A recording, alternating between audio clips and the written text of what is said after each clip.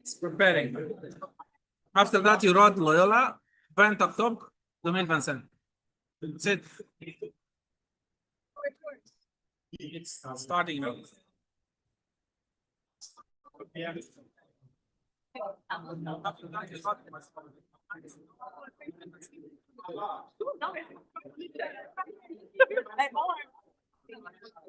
So, Julie, meet people?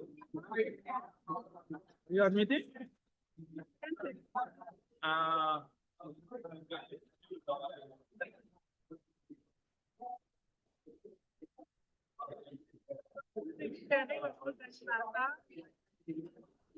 You are on meeting now.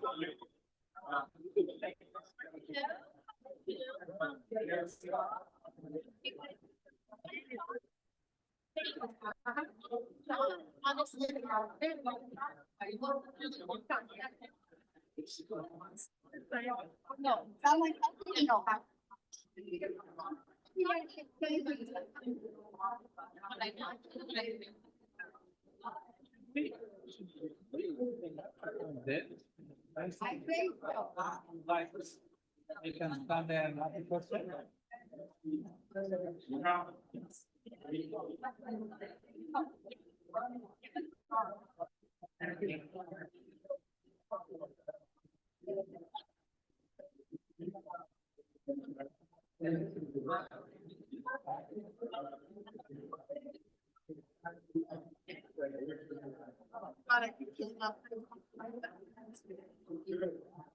My charge is not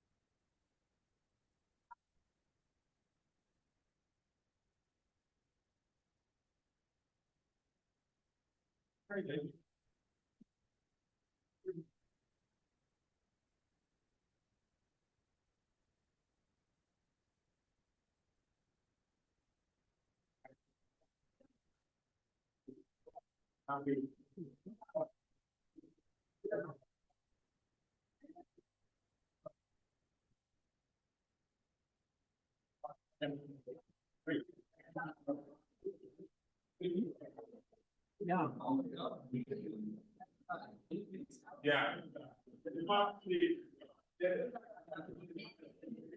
All right.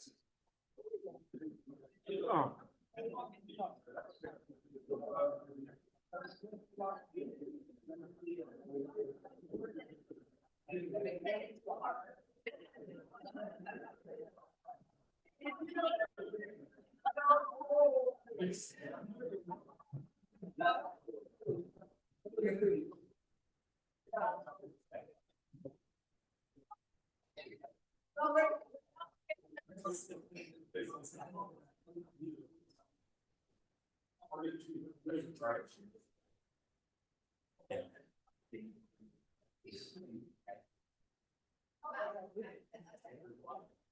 Bonsoir tout le monde. Bonsoir. Je me présente, je suis Malaka Kawi, présidente du Conseil communautaire Notre-Dame-de-Grâce. Et mon collègue ici, c'est Mouta Selvanakil, et aussi employé du Conseil communautaire. Nous allons tous les deux pour animer la session de ce soir. Je vous souhaite la bienvenue, puis merci à tout le monde d'être venu. Merci aussi aux candidats pour le conseil. Avant de commencer aussi, je vais vous expliquer, quand vous ne parlez pas, tous les candidats, s'il vous plaît, vous pouvez fermer le micro, il y a un petit bouton en dessous. D'accord? Donc, So, thank you everyone for being with us tonight. Thank you for the residents for attending, and thank you for all the candidates who are coming to discuss and answer the questions. Tonight we will have a session with the candidates to answer all the questions and the community questions as well. My name is Dr. Babike. I work in the Engineering Council. And before we start, I would like to ask the candidates to always keep the mic closed if they are not used, so as to not conflict with other mics. Thank you. Nous allons commencer avec la déclaration d'ouverture des différents candidats. Et nous allons commencer avec Mme Rencontre jusqu'à M. Théodorescu, puis ensuite on fera l'inverse de temps. Vous avez chacune une minute pour votre déclaration. So we'll start with the opening remarks for all the candidates, starting from Rencontre on the right until the end of our right here. So we'll start with you have 1 minute, each candidate will have 1 minute to do their opening remarks. Bon, avant d'oublier, c'est Sharon qui va faire le contour du temps et elle va vous montrer le temps qui reste. Thank you, Sharon. She is going to keep the time for us.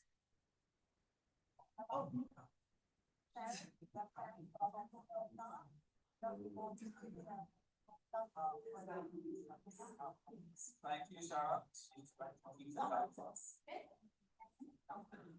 Good evening, everybody, and thank you so much for being here tonight. It is a real pleasure for me to be here in this building because I used to be the director here, and so I remember all the lessons that I learned working in these walls, including how important the community is and how much better we are together when everyone in our community thrives. So it's a real pleasure to be back here, and thank you to LMD and the HD Community Council for hosting us tonight. Depuis 15 ans, je vis, je travaille et j'ai fait du bénévolat à LDG. J'ai vu la générosité de notre communauté, ainsi que les défis auxquels d'entre nous font faire face. Que ce soit le logement, la sécurité alimentaire ou simplement le besoin d'un peu plus de soutien au quotidien. I'm ready because my years of community work have shown me what's possible when we work together, and I want to continue that work by helping build a city where people feel safe, supported and connected, a city that listens, that acts, and that puts people first. Thank you very much.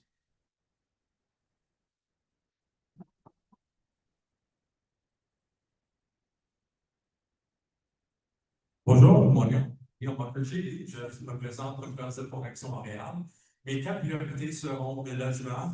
On a 3 édifices qui sont plus ou moins condamnés ici, donc c'est la Cavendish, ici pas trop loin, puis sur la rue Walkley. L'autre priorité, ce sera nos propres. Mon autre priorité sera les body cams, les caméras sur les policiers. Et en fin de compte, c'est le trafic. Le trafic, c'est devenu l'enfer. Les pistes cyclables, ça va être à réévaluer. Nous aurons aussi les sites de construction fantômes, là, il va falloir éliminer ça. My name is Rencontre. My 4 priorities are clean water, ensuring body cams on police, ensuring that traffic is done properly, and ensuring that the housing here is taken care of. We have condemned buildings, one on Cavendish, one not too far from here, and one on Walkley. We want to make sure that we refinance those and put them back on the market so that there is housing available on the market. Thank you very much.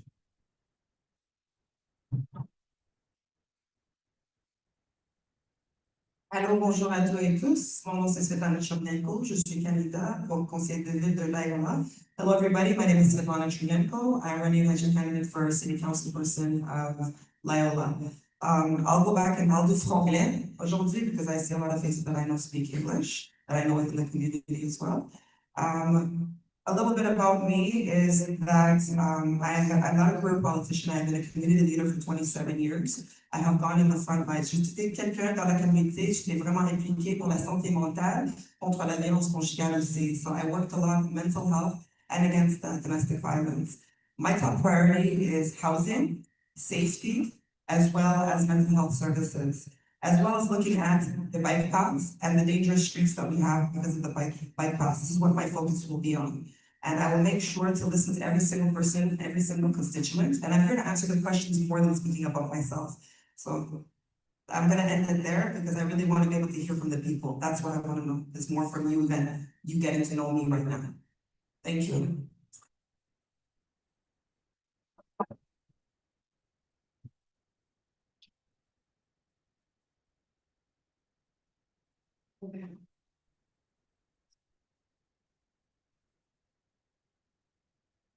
Hello, I'm the train man, and I'm a crazy Halloween guy and a neighborhood neighbor. I've been involved in municipal politics since the Toronto Light Apple years. I've seen administrations come and go, promises made, promises broken. We live in an amazing community that is unfortunately neglected by the city of Montreal, and this is the reason why I'm running as an independent. I had the unfortunate experience of having to take the city to the extermination court, forcing them to give me the financials of the borough. And, to me, as a son accountant and a graduate of postgraduate studies in business woman, numbers are what important. C'est dit que si on voulait avoir des succès de communauté, c'est important qu'on ait le financement. Et c'est ça que ce qui est dans l'arrondissement dans le côté-management de grâce, c'est le financement. C'est le financement pour les populations vulnérables, c'est pour les gens sans abri, et c'est pour les organisations communautaires. Merci vraiment. Merci.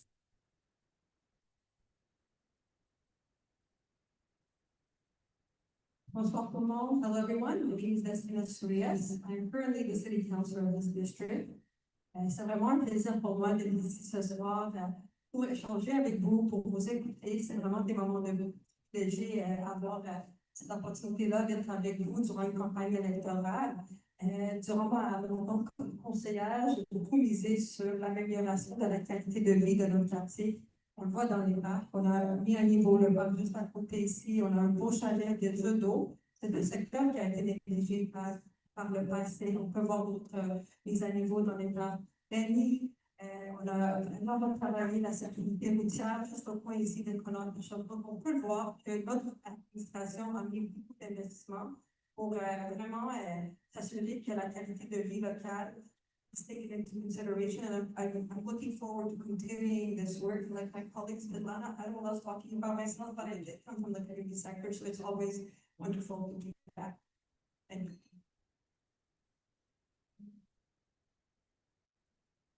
Hi everybody, my name is Santiago Levesco. I'm running for City Council for Loyola with the team of Soraya and Alson. Very happy to be here next to amazing colleagues, and wherever this debate leads us, you need to know that I really appreciate all of you, because what you're doing is really important for our civic engagement, and we all have, I think, our heart in the right place. Even though we might not be on now, we achieve those goals.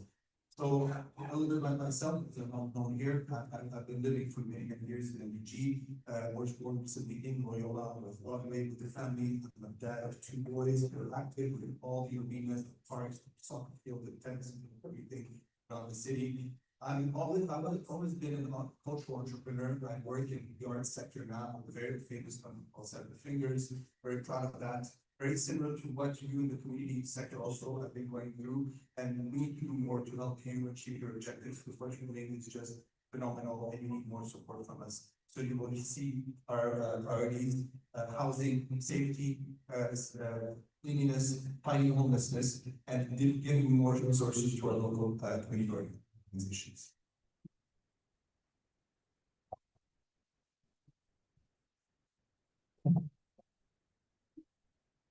Merci beaucoup tout le monde. Maintenant, nous allons poser la question du public, de la communauté, à chacun des candidats. Et vous avez chacun 2 minutes pour y répondre. Encore une fois, c'est Richard qui va contrôler le temps. Thank you for all the candidates for their very opening remarks. Now we will have the community question, and we're going to read the question. Each candidate will have 2 minutes to answer the question. We'll start with the French. Bon, la question la consuit. À NDG, plusieurs occasions se présentent pour développer ou restaurer des logements sociaux et communautaires, comme la coop Elmhurst, abandonnée depuis près de 8 ans, malgré des efforts répétés de la communauté pour la réouvrir, ainsi que d'autres sites potentiels tels que le projet Chance, l'Empress, la résidence Eventide et l'église Trinity. Certains de ces sites ont même connu des incidents graves, comme le récent incendie majeur à la coop Elmhurst, mais demeurent toujours inutilisés. Étant donné que les loyers du marché à NDG sont complètement inabordables et que les logements dits abordables restent encore environ 10% en dessous de ces niveaux, comment, si vous êtes élu, pensez-vous accélérer la réhabilitation, le développement et l'expansion des logements sociaux communautaires et véritablement abordables sur ces sites et d'autres semblables? Une autre sous-question, quelles mesures concrètes, au-delà du processus de consultation déjà réalisé, prendrez-vous pour garantir que ces occasions profitent directement à la communauté et répondent à la crise du logement persistant de NDG sans délai supplémentaire? On va commencer maintenant à gauche. I'll just read the question. Non, c'est anglais avant. Just read the question in English. So in NDG, there are several opportunities to develop and restore social community housing, such as Co-op Elmhurst, which has been abandoned for nearly 8 years, despite repeated community efforts to reopen it, as well as other potential sites, including Project Sans, the Impress residence in the FNG, and the Trinity Church. Some of these sites have been faced serious incidents, like the recent major fire at Co-op Elmhurst, yet they remain undeveloped. Given that market rent in NDG are completely unaffordable, and that so-called unaffordable housing is still priced only about 10% below these levels, how would you, if elected, accelerate the rehabilitation, development, and expansion of social, community, and truly affordable housing on these sites and others like them? What concrete steps beyond the already done consultation process would you take to ensure those opportunities directly benefit the community and address NDG long-standing housing crisis without further delay? We will start from Mr. So this is the single most important challenge that we have facing the next 4 years. It's housing, all kinds of housing. And one of the reasons I decided to join Soraya is because the situation has become so critical. We see it all over the city. At all levels, we see families leaving the city. We see literally people falling in the street every day. Once you get in the street, your lifespan is short. We see the misery everywhere we go. So housing is the single most important thing that we need to fix. And we came out very aggressively. Soraya will be the mayor of housing. That's the #1 priority. How we need to start though is enough of those abandoned buildings everywhere. I've seen it myself. I work in Saint Laurent, and one day to the next building next to Saint Mike, where I work, went up exposed. Right here again. So we cannot wait for more and more of those buildings to go out of use. We need to intervene now and to start with a major inventory, to find out where they are and how they can be rehabilitated. We came up with 3 very strong measures with Soraya. First, we create the affordability fund, where we use the equity of the city as a leverage to get more financing quickly. Second, we use 70-year entity leases, long-term leases, where we can reduce the cost of to build and to acquire those buildings for social housing.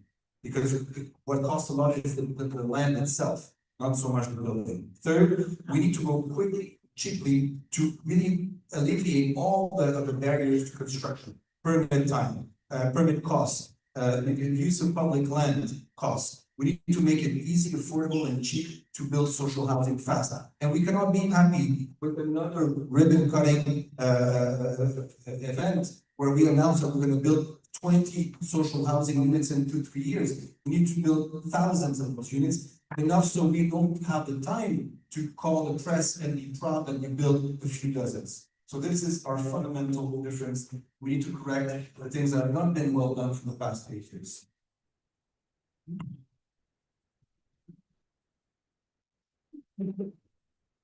Thank you so much for this very vital question, and I will have to disagree with my colleague from Ensemble Montréal. The priority for Projet Montréal has been housing for the past 8 years. When Valerie came in, she was the one who acknowledged that there was a housing crisis, while there were denials by other levels of government of its existence. And I have to say that for the past 2 years, I've been working as the special advisor on housing and the protection of the rental housing stock on the executive committee, where we did put a lot of measures in place, to get more housing, affordable housing in the wide sense, not in the very specific 10% under the median price. That's the program sense, the FACTS program and other government programs. But really affordability at a wide level. We carried out a vast consultation with both public and private partners to get to a plan that will see 20% off-market housing in Montreal by 2050. We're only at 7 and 8% right now. So we have the vision, we have tools as well. Equity is already being used. We already have amphibiotic leases where we land and people could build on it or use it for other measures. Those are things that the city has been doing. What we're adding to this is we're going to be ensuring that there's 20% off-market housing at any new developments of 200 units and more. And looking at the housing that's been abandoned, not all of it has been abandoned by the city. There's other levels of governments that have been doing that. Co-op owners, that's under Quebec. The same thing, Project Jets, they take it over. There has been a disinvestment at other levels, and we're seeing it coming back. So we have to leverage that, and we are leveraging that. We're using our own land. We have our own policy right now where we see land to nonprofits for them to build housing on. We help, we invest financially through our RMM policy in these projects, and we are building a fund where we will encourage the population to join us in investing back into these kinds of projects. It's called Fonds Bâtissons Montréal, and it's going to be a kind of a victory bonds that exist in other cities where these funds could be used to develop more housing. So finances are the key to solving this problem, and working with the community partners will get us to there. Will get us there. Thank you.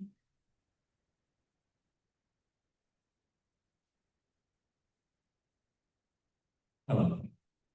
I am a general contractor. This is what I do for a living. And I have lived in this neighborhood all my life.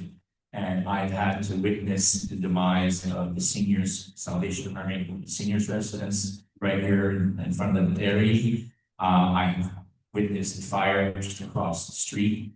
I actually personally visited the project Chance building on Cavendish.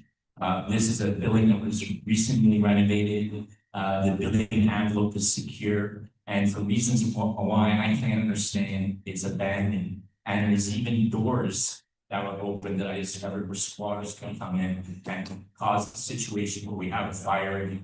Now, last election, we heard grandiose promises from both Ensemble Montreal and Project Royale on housing, 60,000 units, 50,000 units. What has Loyola and NEG seen of that?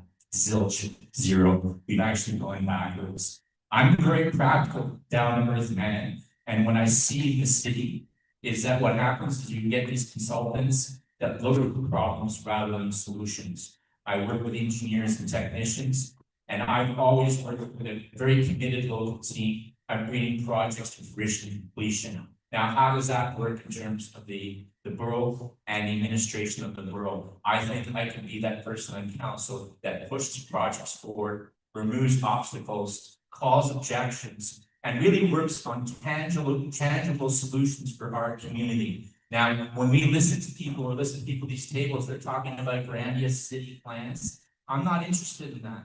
The only thing I'm interested in is what I can deliver for Loyola and its constituents and the people who need housing now. Thank you.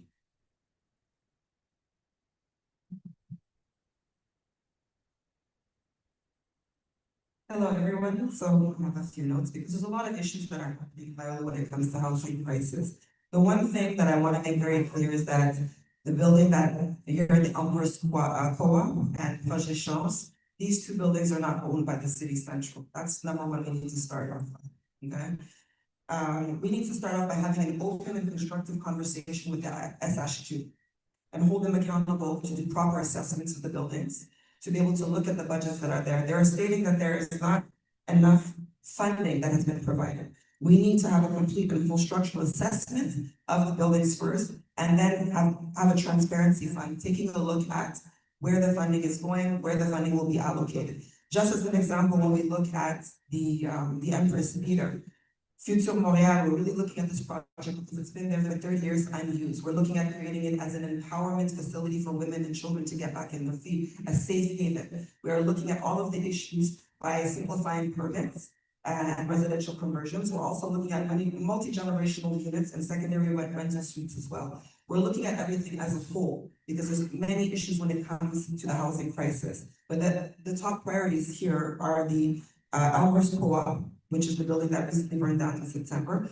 Unfortunately, I know somebody who lived right across the street that called me that day and expressed to me all of the grievances about that particular building. But it's the SH2 that holds the funds that doesn't allow us on the city side to be able to take care of these things. So we have to definitely open up the budgets, take a look at everything, and be able to move forward when it comes to fixing even the chance project as well. A lot of this, we cannot speak and have a firm affirmative action until we get into office. But the one thing that I can say is that we will have an open and constructive communication and dialogue. We will be very bold and pragmatic with the SHG and make sure that things get done for the constituents when it comes to the housing, and we will make sure to take care of the housing issues. Thank you. Je veux un peu aller sur ce que Alex Montagano a dit. I want to build on what Alex Montagano said, because he's absolutely correct. Thank you. Last election, we heard promises about 10,000, 20,000, 30,000 units. No pricing to these promises, like no numbers at all. And even when you put in, let's say we assume a conservative amount of $100,000 per unit, we're talking about billions and billions of cash which we don't have. What we should do is we have buildings which are decrepit on Cavendish and Prince of Wales, the Helmers, and then Walkley. Start with putting those back on the market, renovating them, and making sure they're back on the market so that people can rent them. Notre plan, c'est de rebâtir l'édifice qui est sur Cavendish et Prince of Wales, sur Walkley et Elmhurst. Ça va être de les remettre en état pour que les gens puissent les louer. L'autre affaire, c'est que le 2020, ça ne fonctionne pas. The whole 2020 that the city imposes on developers, it's not working. What developers are doing, they're either bypassing it, they're bypassing the city altogether, or like what they did at the Children's, the developers will take the hit on the fines. Le 2020 ne fonctionne pas. Tout ce que ça fait, c'est que les développeurs, soit qu'ils s'en aillent de l'île, ils vont gamer le système en sorte pour qu'ils ne payent pas les frais, ou bien ils vont prendre l'amende, puis ils vont le mettre sur le marché un peu plus cher. Anyways, c'est notre plan pour Montréal. Votez pour Gilbert Thibodeau et Guy McDonald. Guy McDonald pour Côte-des-Neiges, Notre-Dame-de-Grâce, puis Guy Thibodeau pour la mairie de Montréal. Merci beaucoup. Thank you very much.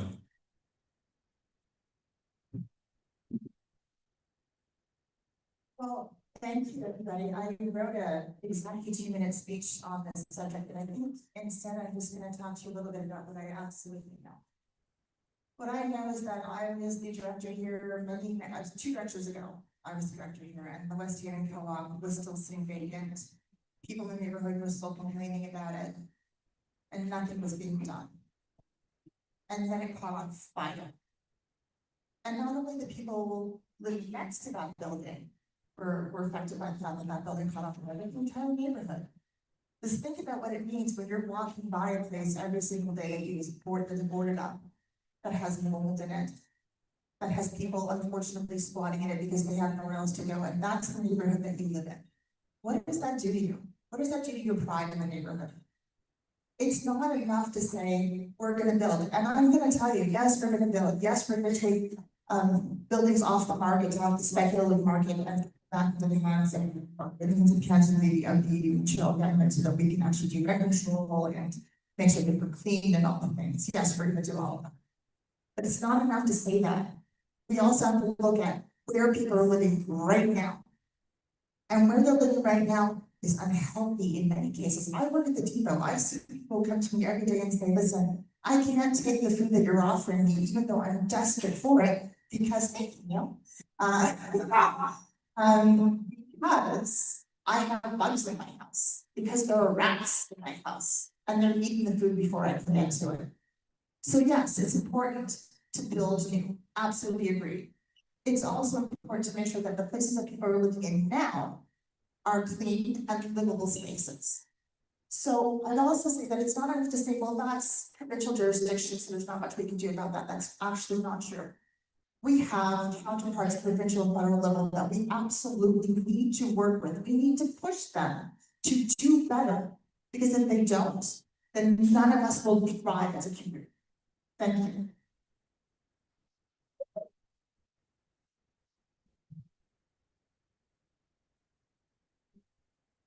Bon, merci à tous nos candidats pour vos idées.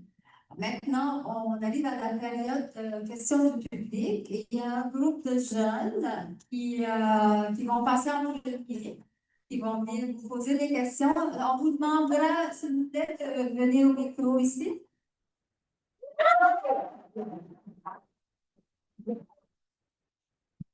Now, it's the time to hear the public, and we'll start with our youth from the program called. Vous avez 1 minute pour poser la question et vous devez nous dire à qui la question s'adresse. Choisissez un candidat ou 2. Ensuite, d'accord? Dear candidates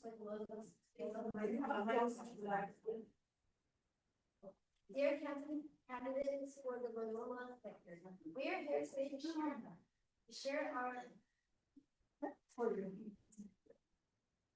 share our ideas about what we'd like to see in our neighborhood around Walkley and Fielding. As part of the BlockNet program, every Monday we clean up community by collecting trash around the Walkley Center and along the street. We've also put up posters and have spoken with our neighbors about being more mindful about wasting about their waste. Over time, this problem has became more persistent, and that our neighborhood has started relying on us to clean up the excess garbage on the street. Even with these efforts, waste continues to build up, and we haven't seen much change, and that is not good for us nor our environment. Lastly, the open space behind the community center gives us a place to play and socialize, but it's not as well maintained or equipped like other places, let's say Benny Park. So here's our questions for today. How do you plan to improve waste collection in our neighborhood, and what kinds of beautification or recreational projects such as water play areas or improved public spaces would you create?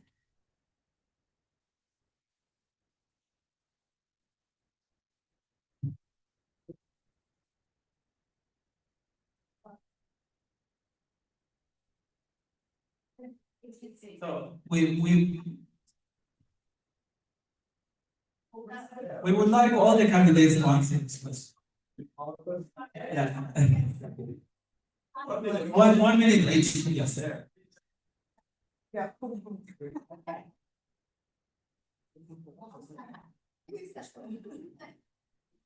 I'm not sure the order. Thank you for the question. I know it's not easy to get up there and talk. You did a great job, so thank you for that. So I know Walkley and I know that area, and I remember when Sandra was there before that, and we'll start with that sort of that area, that concrete area that you have with the gardens and stuff, right? Yeah. And you want something else there rather than just having concrete and a few planters. I totally understand that. And then also there is the garbage issue, right? People are just leaving things all over the place, and it's just not a fun place to, so it's what I was just talking about loving the place that you live and how you get around that. So yeah, so one of the things that Transition wants to do is actually repatriate some of the jobs. So we have a lot of private contractors who do things like salting and, that kind of thing. We want to actually bring that back into the city so the blue collar workers do it, which means that we can add more garbage cans because it will cost us less to actually pick up the garbage. So that's number one. Number two, we've been working for years to try and get you guys a permanent home. Right, a place where you can build a place that looks exactly the way you want it to look, with a backyard and water play stuff and all the things that you want. That's something that the city absolutely has to work on with you. Thank you. Oh, sorry. Thank you. Sorry.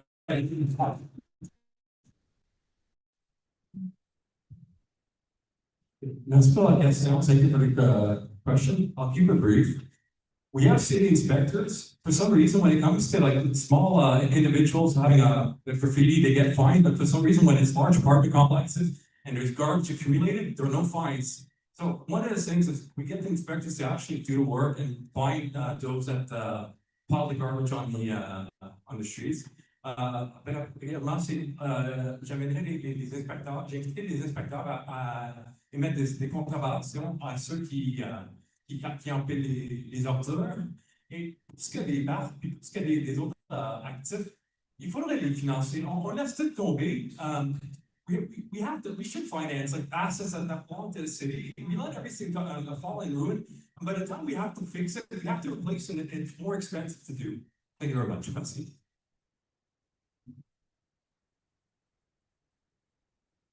Wonderful question. Very intelligent one. So our key thing as Institut Montréal, we're going to focus on the Pick Up Your Own program. And we're going to create, that's an initiative at the very least, to pick up your own, your debris. We're going to install more trash bins and more recycling in key locations as well. We're going to launch a community cleanup program with schools and local groups to be able to do that. Now you talked about green spaces. One thing that I do have is I have a very big green thumb. Even in my own backyard, I have 36 fruit trees in my own backyard. So we will definitely be planting pollinators and creating a program to teach these green spaces on how to auto-pollinate the trees. And this is something that I'm very confident that Future Montréal can do. Why? Because they have me on their team who already does it in her own green space in her own home. Thank you.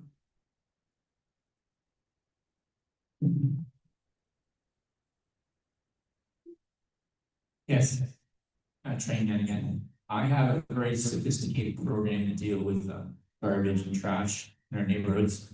It's called Install More Garbage Cans.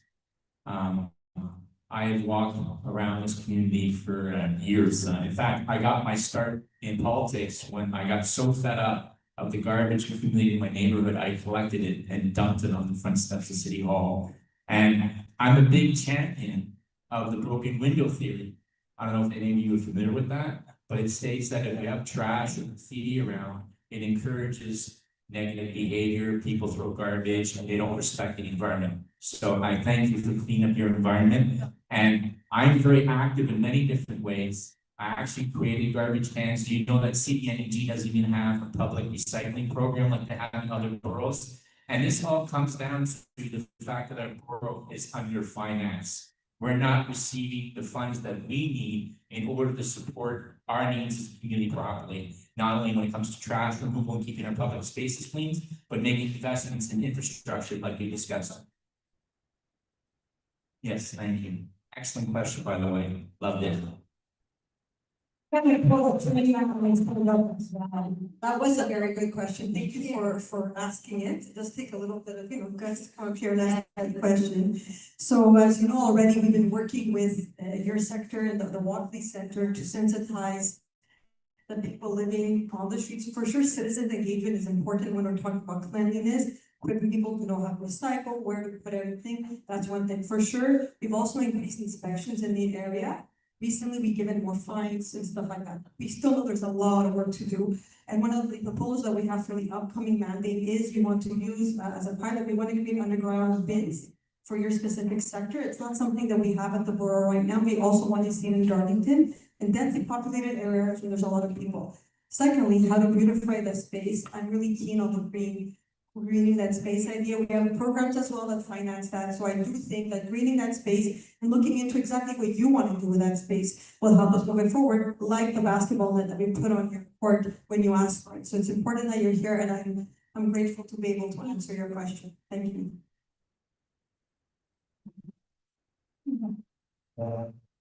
Tout d'abord, je voudrais applaudir ton engagement civique. Tu es un exemple pour tous nos enfants et en fait pour beaucoup des adultes qui sont dans la communauté qui sont pas ici ce soir. Donc, bravo.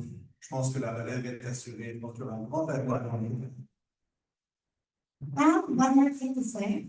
There's something that a lot of kids in the neighborhood would really like, is that they would really like bike rides, because there are a lot of people who steal bikes. Like I had my friend once, someone stole her scooter and it was really bad. And I think they should have a little bit more like bike racks so that nothing gets stolen. Because a lot of bikes and all that and scooters and all that get stolen a lot. It's quite common in Walkley. So it's related to my responsible for investment in infrastructure and local infrastructure and parks. Yeah. First of all, it's definitely one of the top priorities of Soraya Ensemble to have a cleaner city. That means cleaner city as a whole, downtown, but especially cleaner boroughs, districts, and parks, right? So that's number one.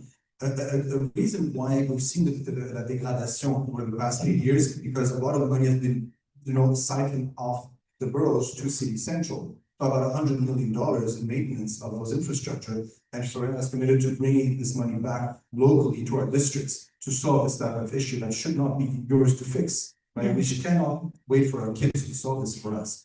And lastly, I'm very proud of this, but in our local platform, we've been asked to really decide which going to be the number one priority.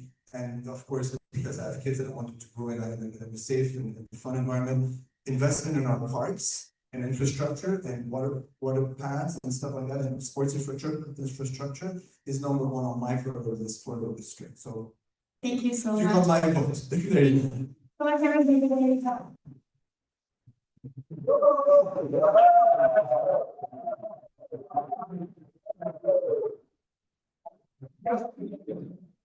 J'aimerais aussi qu'on donne une grande main d'applaudissement à Aris, la boutique qu'il y a à chaque fois.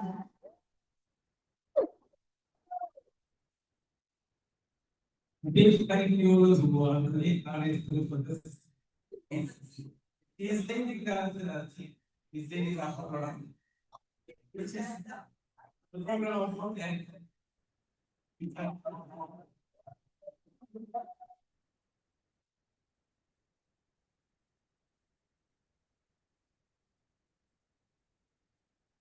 A very important program for our environment industry, and they deserve that big applause. So now we'll take the questions from the country to send from the boss. Okay, so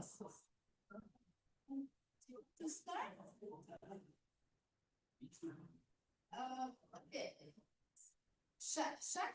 Nous allons lire les questions de chaque qui sont dans la boîte. Et puis vous avez trois minutes pour répondre. On a pour une question, on aura deux candidats. Si les candidats ne sont pas mentionnés, nous allons les choisir par hasard ou selon l'ordre. So we'll take the questions, we'll read them. If the name is written on the question, we'll ask the resident to read the question here by themselves. Each question, each candidate will have 1 minute to ask the question, and we'll choose 2 candidates to answer the same question.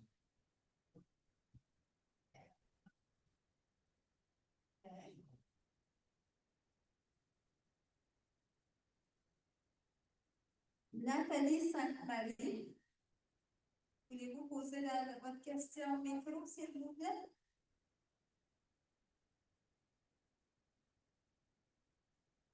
Sure.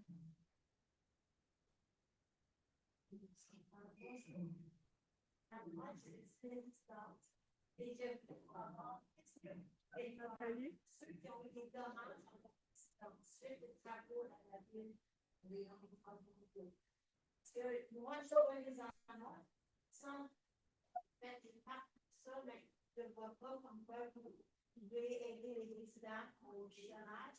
Nous, on va payer. Nathalie, il faut parler dans le micro. Oui, c'est bien ça. OK. Alors, c'est ça, je fais en temps pour faire du temps. Donc, c'est que les résidents qui ont eu des dommages à leur résidence en terrain, suite aux travaux de ville, les travaux d'accueil d'eau. Et quand tu veux être remonté avec la ville, eux disent c'est Roxborough dit c'est la ville.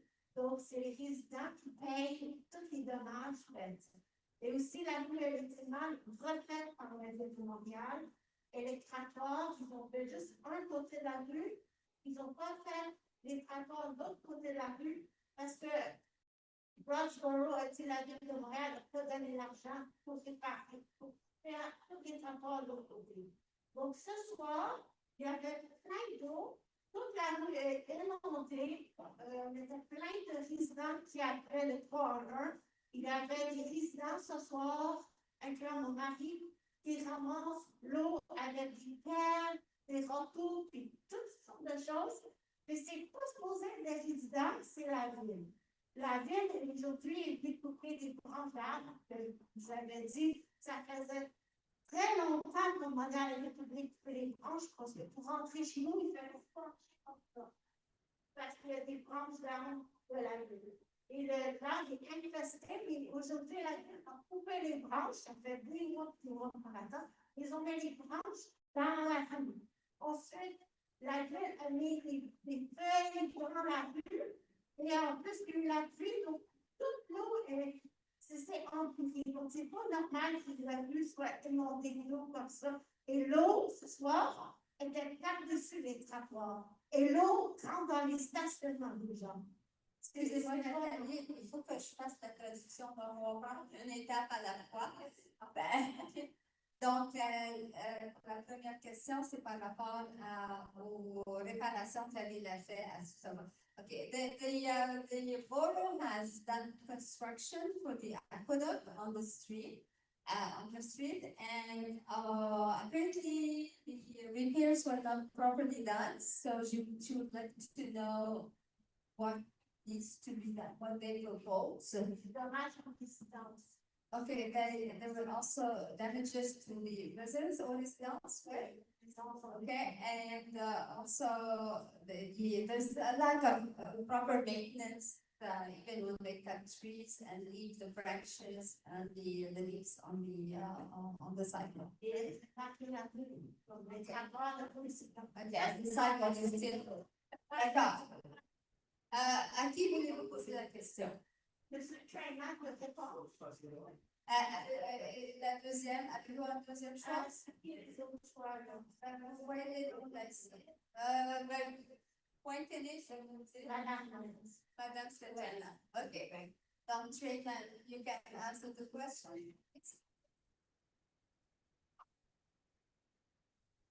Savez-vous qu'est-ce que je fais avant d'aller ici ce soir? Je sais, savez-vous qu'est-ce que je fais en avant que je vais ici ce soir? Je suis je suis ici pour nettoyer les trains de ville. Et c'est une grande problématique dans le secteur. On avait eu des grandes inondations. Et moi, comme entrepreneur général, je vois qu'il y a une manque d'entretien des drains, nettoyage de drains. Et ça, c'est bien encore le sujet de ce financement d'arrondissement. Et je vois aussi beaucoup de situations où il y a des travaux qui sont faits selon nous et ne sont pas bien faits. Et qu'est-ce qui se passe? C'est que les entrepreneurs qui sont engagés par la Ville de Montréal font des dommages à des résidences personnelles, aux résidences communales. Et je vois que le Ville n'est pas là pour régler les problèmes-là. Il faut les pousser, les coups, sur les dos des résidents. Mais le problème, c'est dans l'arrondissement de Côte-des-Neiges de Montréal, c'est comment payer les taxes constamment à la Ville centre, mais nous, on ne reçoit rien à la retour pour s'occuper de nos besoins. Et ça, c'est touche des coupes des arbres en retard de 5 ans, nettoyage des drains et pour s'occuper des besoins personnels comme vous. Merci pour vos questions. Merci bien.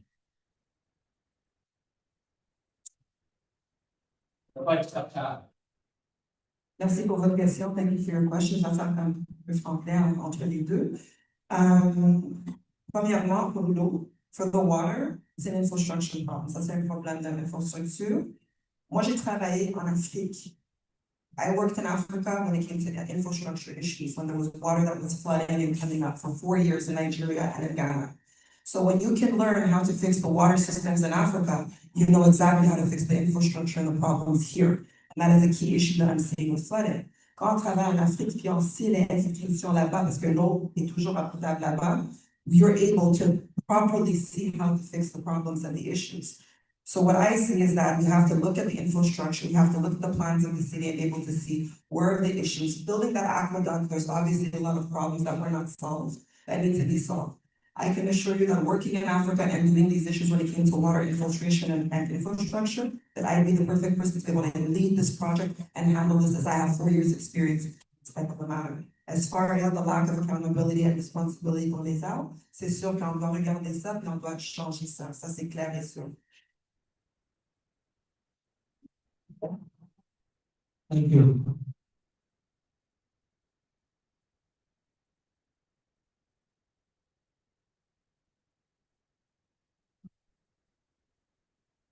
Guy McDonald.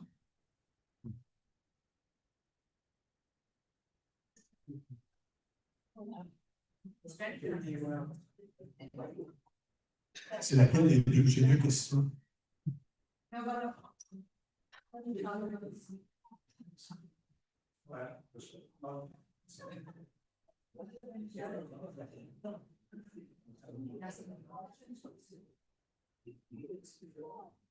Bonsoir, Guy McDonald, avocat et gestionnaire depuis 37 ans. Ma question s'adresse aux représentants de, Ensemble Montréal. Je vous ai écouté tout à l'heure, vous avez promis des nouveaux logements et tout. Vous avez aussi promis dans des logements sociaux. C'est bien ça? À combien évaluez-vous votre promesse et comment vous allez le payer, ces choses-là? Comment vous allez payer ça avec une dette de Montréal en ce moment de 60,8 milliards et un déficit annuel de 19,5 millions? 60,8 milliards, c'est 6 000 millions. C'est pas 60 milliards. Ouais, c'est ce que j'ai lu tout à l'heure sur Internet. C'est pas ça la dette de Montréal. C'est beaucoup moins l'équivalent du GDP à la dette de Montréal, c'est tout à fait normal. Oui, pour faire Je vais pouvoir développer un petit peu plus ma réponse sur la construction de logement parce que c'est vrai qu'en 1 minute 30, c'est compliqué d'expliquer comment on va résoudre un problème si complexe. Déjà, à la base, la ville ne pourra pas faire tout seul. Okay? La méthode des 8 dernières années, on a été isolé de Québec, d'Ottawa, ça ne marche pas. On sait qu'il y a des dizaines de milliers de logements dans toutes les catégories qui manquent. Okay? Donc, il faut absolument trouver une façon que la ville devienne un catalyseur de développement immobilier à tous les niveaux de besoins. Les familles, logement abordable, logement social, ainsi de suite. Donc, c'est un peu ça notre stratégie, c'est qu'il faut avoir une approche écosystème. On ne peut pas juste dire, oh, regardez, on a bien fait notre travail, on a 50 logements de plus sur cette rue-là, bravo. Mais on a besoin de 50 000 logements de plus pour qu'on puisse se féliciter quand on a 50 à la fois. C'est ça mon point de tantôt. On a des modèles qui fonctionnent bien. On peut être créatif. Moi, je suis pas d'innovation. On doit utiliser les flexibilités sociales. On doit trouver des façons de sortir ces logements du marché. On doit amener le secteur privé, les investisseurs privés à être un partenaire pour augmenter le capital dans le logement social. Comment vous allez payer? Comment vous allez payer pour ça? C'est ça qu'on a. Vous allez augmenter les taxes?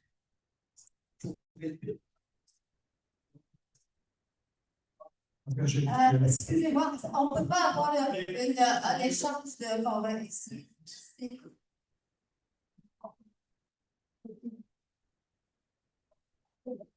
La prochaine question.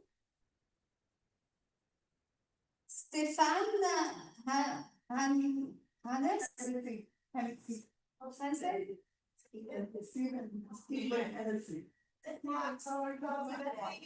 Stéphane? Where is Stéphane?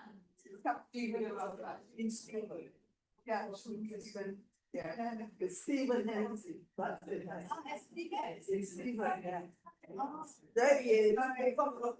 Stephen. Oh. Did you If you come into my house, I guess I gotta ask you guys a couple of questions. Welcome to West Haven. I work here as the youth and teen coordinator. And I guess my question to you is, besides what's already been going on, what are your plans to help support youth? Our youth right now in these streets are dealing with a lot of violence. We got quite a lot of issues when it comes to keeping them in school and keep them active and busy. So as our community center, how, if elected, would you help our youth get support? Would you like to choose the candidates? Oh, well, I mean, you do have your hand up first, so I guess we'll go with you, but yeah, it's two everything. What was elected, really? I'll take it, sure. I'll throw it up there. I kind of like giving. Okay. If we have time, we can let okay, so we'll give you each 1 minute to ask. That the good one.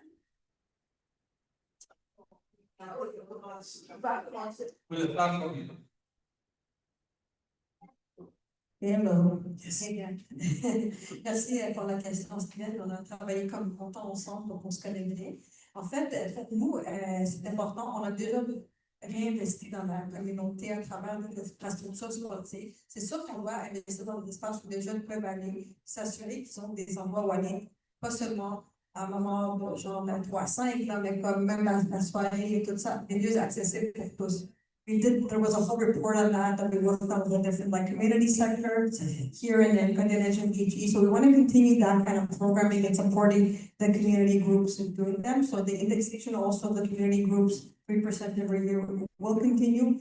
The infrastructure projects, the basketball that we have here, fixing up the parks, the skate park, we're looking at continuing these processes throughout the next mandate. And in terms of violence prevention as well, we've been working closely with, again, like the different community groups. We got it for Loyola to work on the specific issues by financing prep. So we're looking at continuing working together with you and with the youth specifically, finding answers that they need to the problems that they're facing. Okay. Thank you.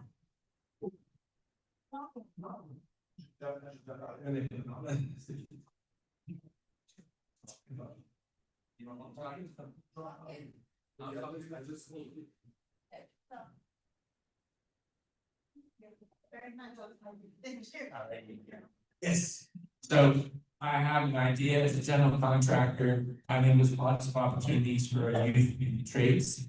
And I don't think people know how to fix shit anymore, so I want to start a course, even if I don't get elected, I want to do that nonetheless. I was hoping to reach out to the West Haven Center, hopefully make that happen, is to have a course to introduce our young people to the trades, whether it be plumbing, electricity, general maintenance, deal with issues that we would confront on a day-to-day basis. And this all brings about my philosophy about how we need to engage youth in programs that they can realize their full potential. But again, it comes down to money, right? The city's not giving us the money and it's not giving us the infrastructure we need to be successful, then we're not gonna be successful. And this has been the big problem with NEG, Loyola, since the establishment of those systems. We've been neglected and underfunded. And if you want to come and talk to me after the meeting, I have my access information trial. Thank you. How this is a reality. Thank you, thank you. Thank you. Abena?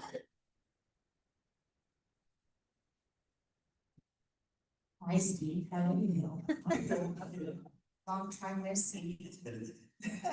So a few things. Flexible, and that's great. Most of your funding comes from sports and leisure, but that doesn't actually address all of the needs of the youth that you're serving. So more flexibility in the funding so that you can actually meet their needs and pay for it, as opposed to having to try and sort of make a square peg fit into a round hole. Yes. It's caused a heck of a lot of problems over the years. I wrote something and I don't know what it was, but increased funding to organizations overall. We know that organizations like this help children who are falling through the cracks in every other place, including in school, to actually get their lives back together. It's incredibly important. The other thing that I'll talk about, especially because Loyola is not in particular, it is not as simple as saying, well, let's throw some money at it. Systemic racism is real, and you cannot just make it go away with money. You actually have to put programs in place that make police officers, school teachers, and everybody. Thank you, ma'am. Hi, Stephen, how are you? Good, yourself. Now, I made a lot of notes because you hit on a lot of topics. Yes. Keeping the youth off the street. Okay? I was somebody when I was younger, I used to run in gangs before. Okay, so I particularly know how important sports and recreation is. I was a basketball player. I was a captain of my track. I ran hurdles for a long time, so I went basketball to that. Now, I recently had a conversation with the basketball team at Concordia, Loyola. So I had a very great conversation with them, and they said, you know what, Stefan, if you want to create a program, we're willing to volunteer. So it's not just throwing money like I'm saying, you can't just throw money at the buyers. But there are many people and organizations that are willing to be able to put their time in to get the children off the street. I spoke to a gentleman by the name of Emmanuel, who was a former gang member, who said that basketball saved his life, his family's life. So you can create programs, work together with community leaders. Even here, I found out that even here, you do not have access to the chalet, which I think is absolutely astonishing to you that the youth does not have that. So that is something that I will look into as your for city council. Thank you. Est-ce qu'il y a d'autres candidats qui veulent Okay, I'll be brief. It's always a question of money, and a lot of the equipment that we have here, it's crap. I used to be the NDGS Soccer Association treasurer, and I also coach. And the equipment's crap. I mean, it's all old equipment and it's all run down. When you go to other boroughs, you see that the other boroughs have like nice equipment, all modern, and we're stuck with shit. Anyways, that's.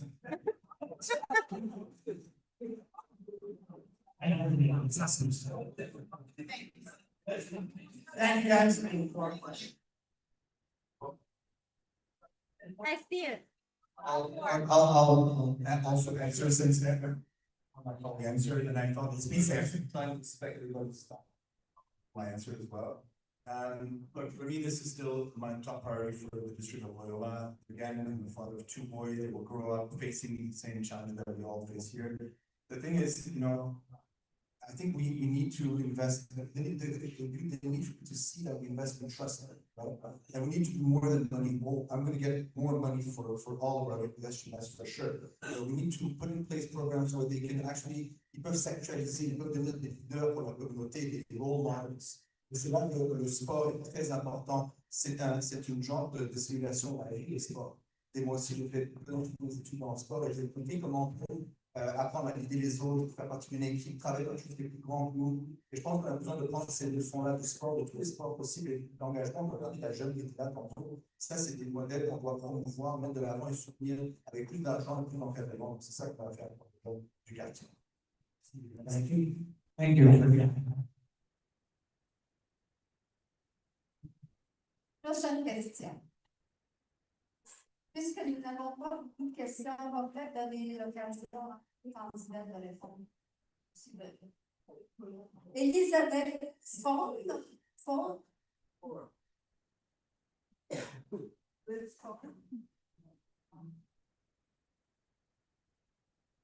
Thank you. So congratulations to the organizers. You have tens of people out tonight. So my question is for Ms. Batts.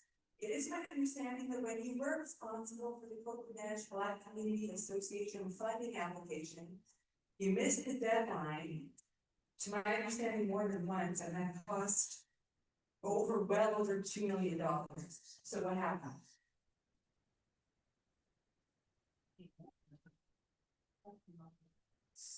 Good evening, Ms. Moore, how are you? It's lovely to see you again.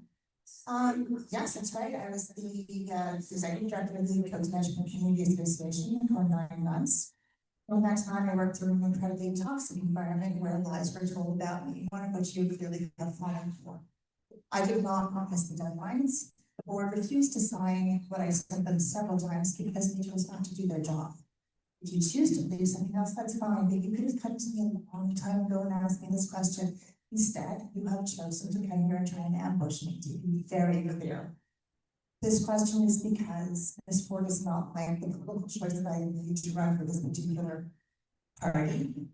And instead of having a genuine conversation with somebody who used to be your friend for many, many years, you've chosen to do this instead. I don't like the politics of division. I don't like this kind of American type gotcha questions. I think we can all do better. And I hope you do too.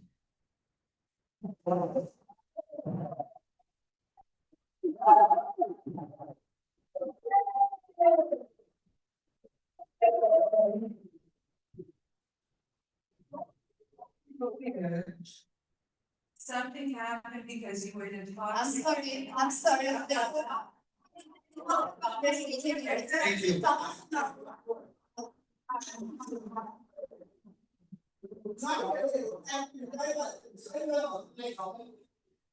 So since this question was particular, we'll move forward with the following question.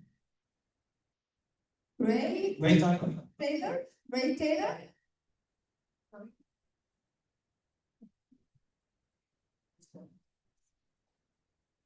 This is actually a follow-up question for, so it was a couple of years ago, you would actually. No, I'm sorry, it's nice. No. And the last question. Same question. Follow up, I'm sorry. We'll have to cancel. Sorry. No, she's running with her rapist, and she herself is a sexual.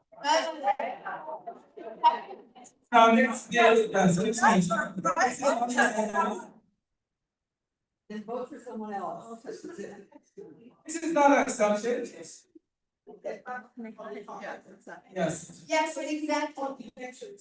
No, yes. No personal questions here. If you have any personal questions, please no. Out.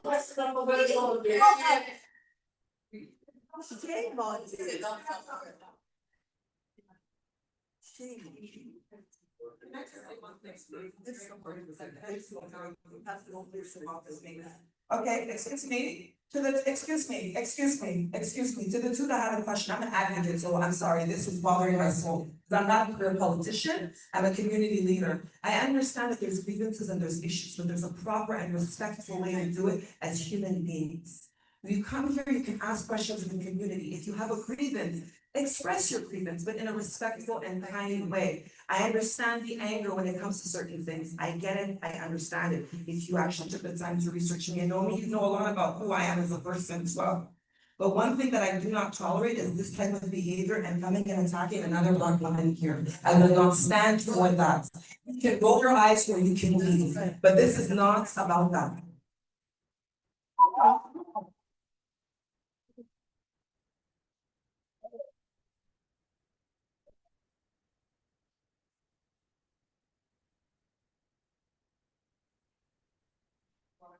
Yes, that's all. Okay, next question. Navigation. All of that. I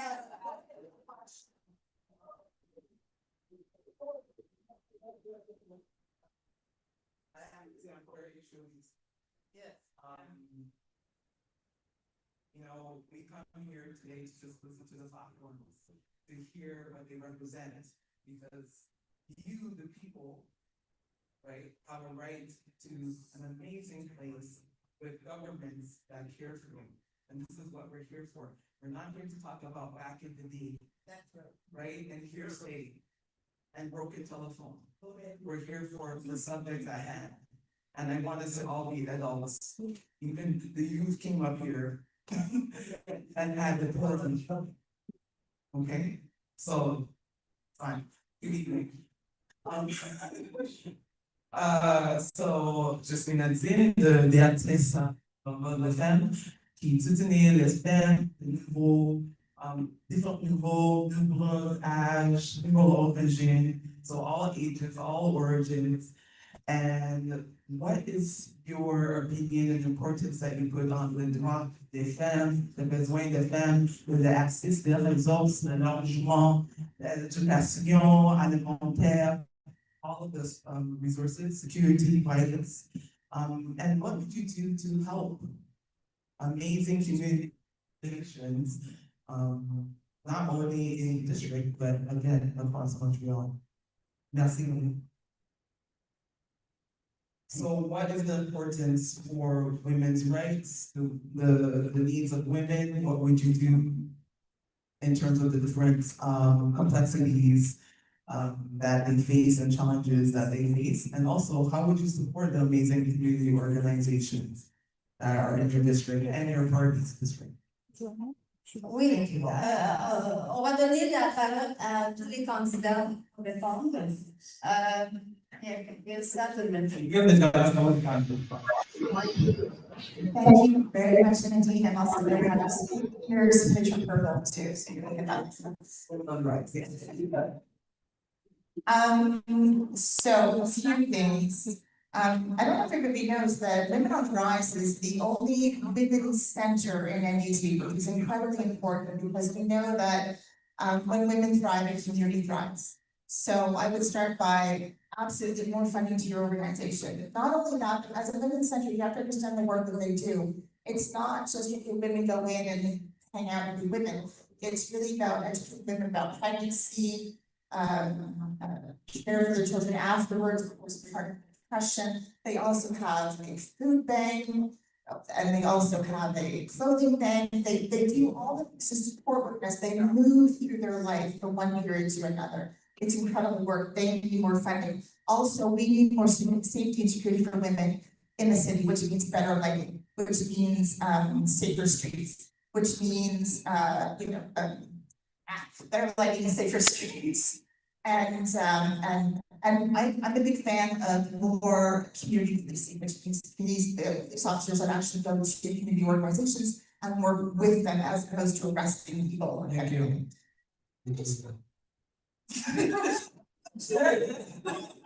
I apologize, I got really distracted because people were talking and I was trying to get them, the sound level in here is terrible. So when people are answering a question, if we should be respectful, if we need to talk, you could go outside. Super distracting, and I didn't actually keep time, but it was 67 minutes. Great job,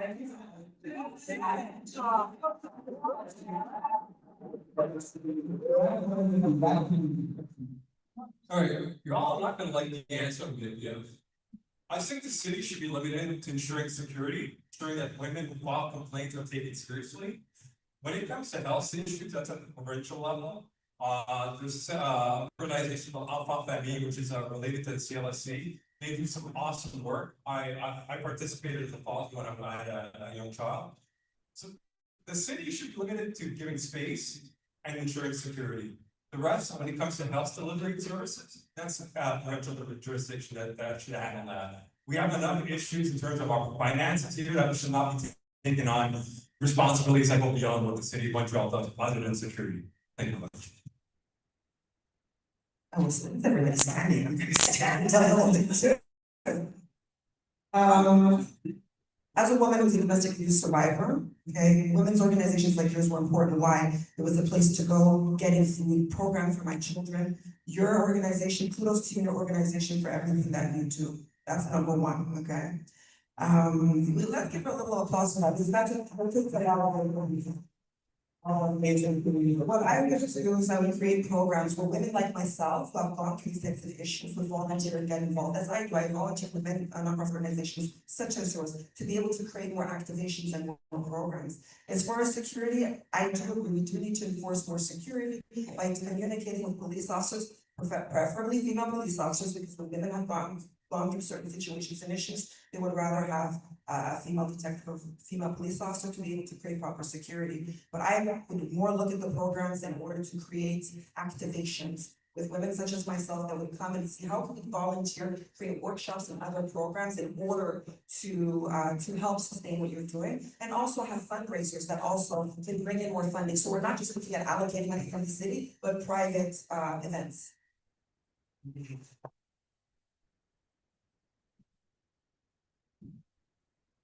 So, when it comes to, women issues, I usually defer to women, right? Because they know their situation better than I, of course. But being a numbers guy, what I have, seen throughout my life is that women disproportionately make a larger portion of the vulnerable population within any given community.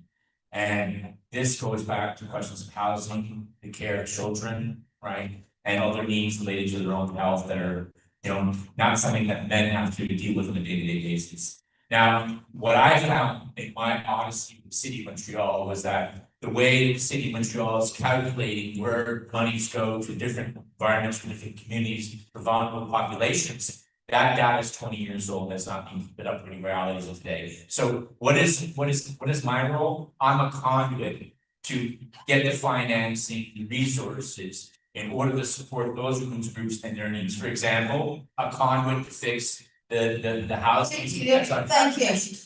Thank you. Thank you for the question, Nadine, and like my colleagues here, I've been to the space. It's a wonderful, a very, I would say it's a cozy space. It's a space where you feel connected to everybody who's there. So these spaces are wonderful to have. Of course, in our neighborhood, we need more. I don't find that we even talk enough about Women on the Rise and all the wonderful work that you do. But speaking to what the city has done and what we can do, we've already integrated an approach where we look at gender-based issues differently and using an intersectional approach, and that's how we fund our projects. So it is very important for us to get that in. It's important to say it, and we have equipped our city in that regard. We have also addressed issues of domestic violence differently in the last few years. In our police force, we have special sections that really focus on domestic violence and creating the right processes so these things could move forward. And overall, just creating safe spaces in the city, we're talking about lighting, I think Renata brought that up. That was studied, and we do have actually updated info on different areas of the city and what impacts women more than men in certain places. So that is what we use to develop our specific projects with different sectors in the city, and we do work with the community. We want to continue working. Thank you, Christina. You always have the voice go for. I think that's unfair, I'm just following the rule, sorry. Alors, cette notion justement de soutien aux femmes, aux mamans en particulier, ça me touche beaucoup parce que quand je suis revenu en France, en Afrique, je sais pas que j'ai grandi, on est arrivé à Montréal avec ma maman tout seul, avec 2 garçons, elle n'avait pas d'études, rien dans la poche. Elle nous a gardés forts, elle a été forte, ma maman. Et je pense qu'on a besoin d'avoir plus de soutien pour des championnes comme ça qui nous permettent de se dépasser. Et je vais tout faire pour vous aider, vous, en m'assurant qu'on a un budget pour vous qui est sur plusieurs années, pour arrêter de passer votre temps sur les demandes, toujours demander l'argent. Vous devez être focusé sur votre mission pour aider ces jeunes femmes, aider ces mamans. On doit vous aider à vous sortir safe dans nos vies. Ça fait partie de mon plan ici. Donc, vous pouvez compter sur moi, vous allez avoir un allié si on était dedans.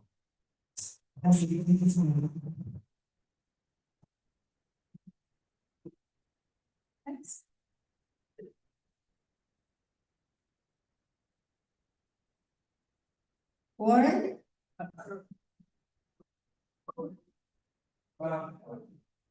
I have questions for two people. First of all, sophomore candidate in Manhattan. In all the public discourse of bike paths, someone talks about audits, which is a scary word. Audit sounds like it's good or bad and things like that. And I wanted your commitment, you're elected, to include scientifically validated research on what a safe bike path looks like. To put the cyclist as a priority in terms of safety. There was a study done a few years ago by from Copenhagen, they're a consulting group that looks at safe bike paths. They analyzed the division of bike path downtown and said it was unsafe. It should be on two sides of the street because of all the one-way streets. I want a commitment because in all the literature it says we're going to audit bike paths and talk to all the people involved, but never do they talk about the scientific research about what a safe bike path looks like. Yeah. Yeah. So everyone really belongs to us. We don't have. Well, I can answer. We've got both candidates to answer and then look at the others, okay? Thank you for the question. You know, I've been knocking on thousands of doors in the neighborhood, and it's really a question that comes again. But what I found knocking on people's doors is not as divisive as people think that when you look at all that social media. I never have someone who's at the door saying, I hate bikers. I'm a biker. I do 80% of my moving around with bikes. So of course I don't want to dismantle bikes because I don't like, like bikes. That's absurd. What Soraya mentioned in the press, that I think you're referring to this audit, that we also need when we implement policies like that. And by the way, we're also for reducing our dependence to Lotto Solo. We're very clear on that. But we feel that this debate has not been done properly in the past 8 years. It's been really led by on my friends here part, I believe, and we want to establish respect in talking to different communities where they feel they haven't been consulted enough, and there are technical issues that we can put in place to ensure that everyone is on board with this master plan. You didn't answer my question. I asked, are you committed to looking at scientifically valid research for what a safe bike path looks like? I'm not asking about quantification. Thank you. That's my question. Thank you. You will get the answer. Thank you very much for the question. So, one answer, yes, I can commit to that 100%. I'll also just talk about bike paths in general. I think there's been a lot of sort of false, sort of adversarial type positioning that's been happening over the last, not just 8, but 12 years, quite frankly, where we pitted motorists against cyclists as if that's a real thing, and it's really not. We all share the city, everybody together, and we all have the right to get around it the way that we want to with safety. So absolutely, yes, let's make sure that we have safe bike paths, and let's actually use data to do that, as opposed to I just feel like it's so I will. And I'm not accusing anybody of having done that here, but just let's make sure that we do that. And then let's also make sure that we're building community together, so that we're not alienating one group or another, that we're not isolating one group or another, but we're actually building a culture where we can all move together through the city. Thank you.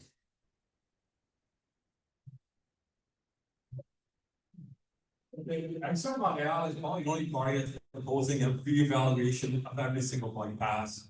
A lot of them are improvised, a lot of them are unsafe, and a lot of them just don't make sense. They block either parking spots for commercial arteries. They prevent people from accessing certain commerces. We need to reevaluate the whole bike path system here in Montreal, and in particular one under Declan. Thank you much.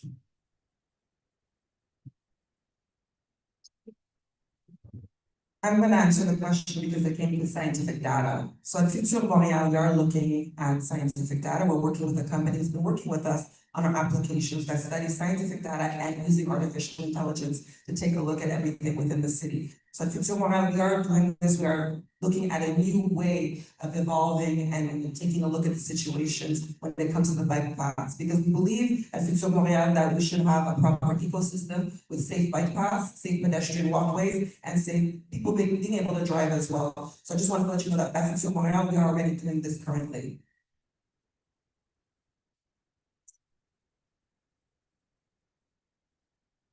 So I've been knocking on doors since the beginning of September, and I can tell you there's a lot of hostility and neighbors out there that are very, very upset with the way that bike paths have been installed on a particular tier 1 bike path.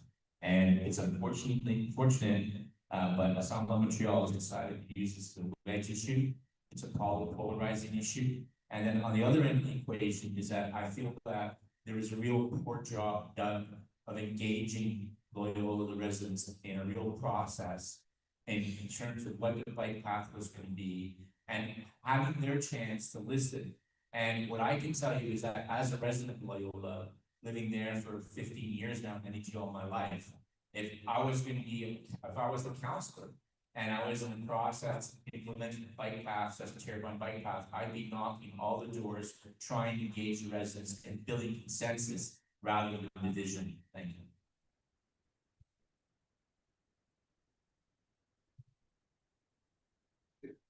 And so I did make a face when Mr. Gill was saying that we were saying that we improvised the bike paths.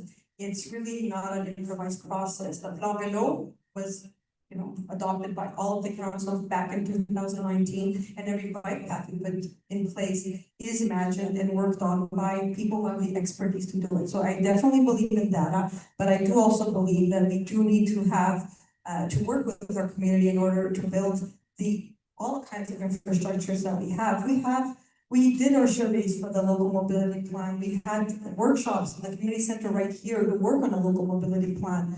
So we have been very invested. We're not dogmatic, we're pragmatic in the way that we want to have a sustainable transportation system. We have different modes of transportation for people to get around. Not everybody has the means to have a car. Not everybody wants to ride their car. You said it yourself, anybody doesn't time you're on a bike. I'm actually more in my car than I'm on a bike. But the truth is, we do need to ensure that it's not a divisive issue, and I think that's how we have to look at it in the future. And it's partly our role to do that, but it's also as citizens, we have to be informed on how things are, what is really good for us. Thank you. Thank you.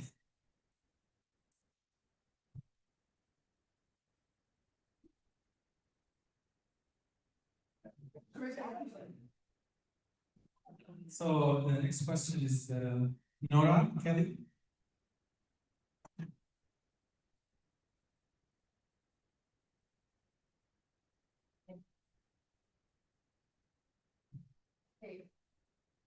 I want this question to be as open-minded and happens and feel that's the fairest thing. So 62% of the population desire change in the administration or in the city. They're not happening. 62% of the population. Unfortunately, though, we only have about 30-some% that do vote.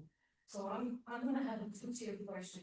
First of all, if your party gets in, if you get in, including President Trump, how will you affect this change and how will you get more voter participation? Because this is democracy. You should not have 30% voting and people getting in at 50%, it's only 15% that vote. So we need a strong representation in Montreal. And I think part of the change should include getting rid of the apathy. Thank you.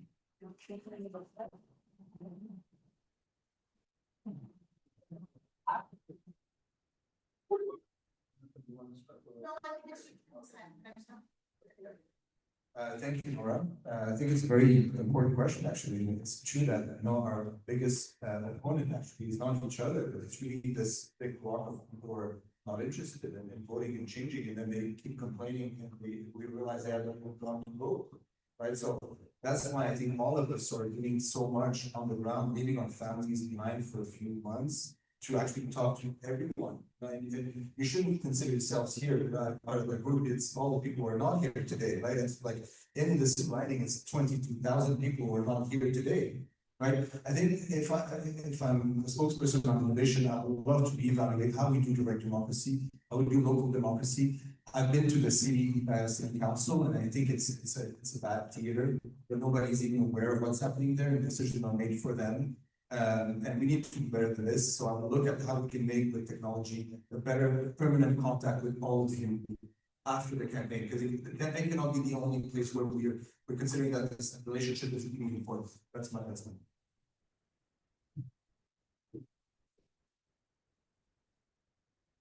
Yes, it's a very good question. Thank you for that question, Laura, because I do feel the apathy too, and it's daunting to think that we're so invested day to day, wanting to make things better, and people want things to be better in their lives. People are concerned about their financial abilities. They're seeing the homelessness on the streets. They're seeing people suffering. You know, they're feeling it in their day-to-day lives. So it's how do you use that to get people interested in deciding what policies are best for their interests, instead of focusing on like 8x4 that was put in place on that one, which is an issue, but it's not central to what's gonna make or break our society today. So for me, and really being on the ground, I've been on the ground, having online discussions are good, but I think really the in-person contact is key for us to stay invested in our community. So creating those spaces, creating spaces for participatory budgets that we've done. We've invested $500,000 a year the last 2 years to have projects chosen by citizens for the citizens to be put in place in the borough. And these are the kinds of things that I would like to see done in the future with the citizens of my district.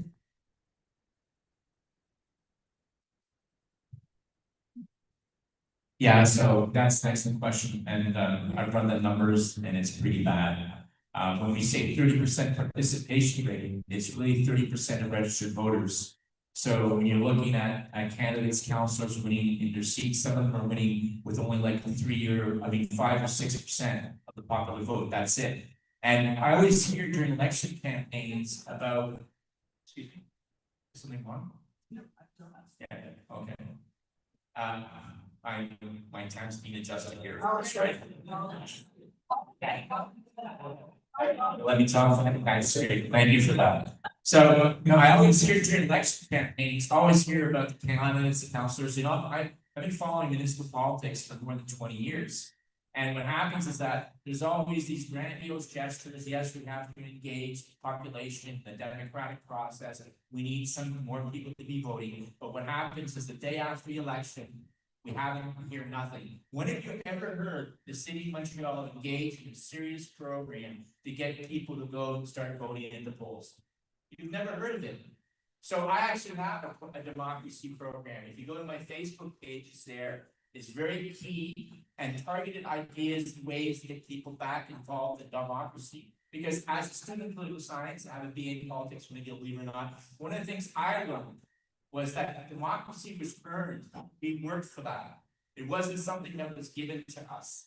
And what I feel is that's lost on the younger generations. We're not teaching our youth anymore about civics 101, like basic concepts of what it is to live in a free society and participate in the democratic process.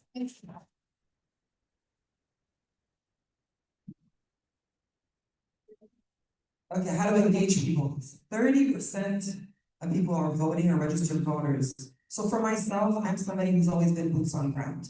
I'm an advocate and activist, so I engage with people. To give you a perfect example for those who don't know me, June 26th, I led a march after George Floyd was murdered.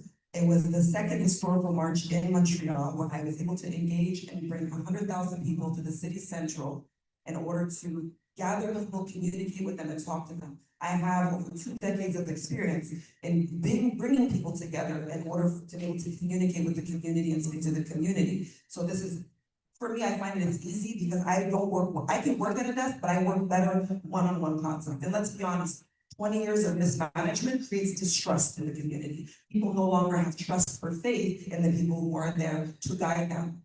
So technology, it's a great thing, yes, we do definitely need to upgrade our technologies, but for those who don't, this is why I go directly, I speak to people, I communicate with people, I gather people, I use my social media, I have reaching 2.2 million reach, and I have people talk to me and I speak to them.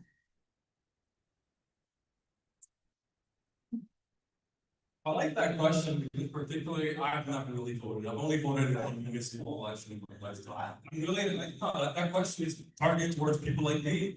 I really don't care about the system because honestly, it doesn't flood me. When you go to the city hall and you ask a question, you get a long ass answer, but really nobody answers the question like appropriately.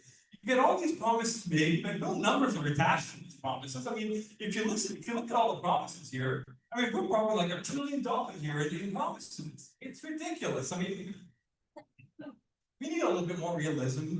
And I blame myself as well too, but I mean, it's a problem. It's a general problem. We have a democratic deficit and we're not addressing it and it's just getting worse and worse and worse. We have politicians complaining that they're getting tough questions or mean questions, but part of it is we're dealing with people's money and suck it up. Anyways, that's my opinion.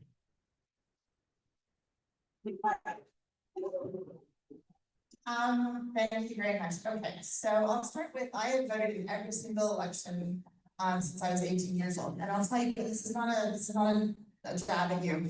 It's because my parents took me to vote when I was a kid. They went to vote every single time. And so they brought them with me, and that was my civics education. I didn't get it in school, I didn't get it anywhere else, I got it in the hands of my parents. That was the big thing for me. The other thing is that, so I think that's someplace where it needs to start. The other thing is that I think we take away people's voices. When one party, let's say 30% of the population makes the decisions for 100% of the residents in the city, that means we've taken away the voice of so many people. What Transition Montreal wants to do is actually start with representation or proportional government. That means that depending on how many people vote for you, you get a particular percentage of people sitting at city hall with you. So that means that your actual voice gets heard whether or not your party gets elected or not. The other thing is that if I'm elected, if my party is elected, we would be I would be the executive president of the executive committee, and that would mean that we would have representation from all of the parties.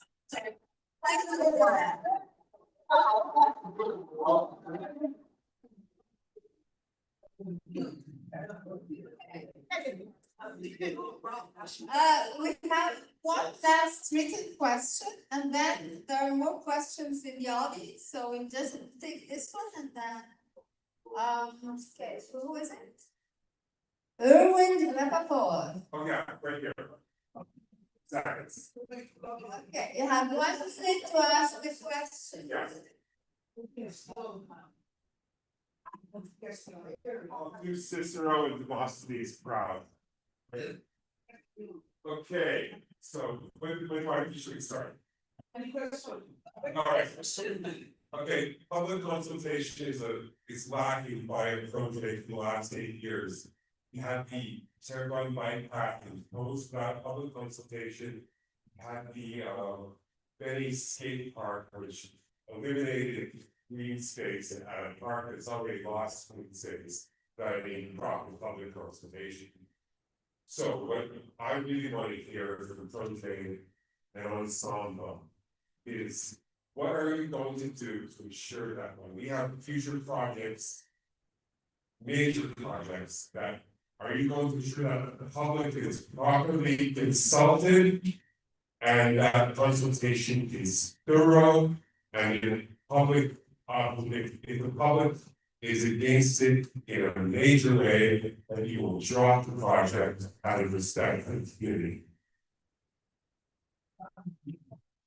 Thank you, Erwin, for this is Erwin's all-time favorite. He's asked us this question many times at the Borough Council meeting, and I thank you for your interest in public consultations for sure.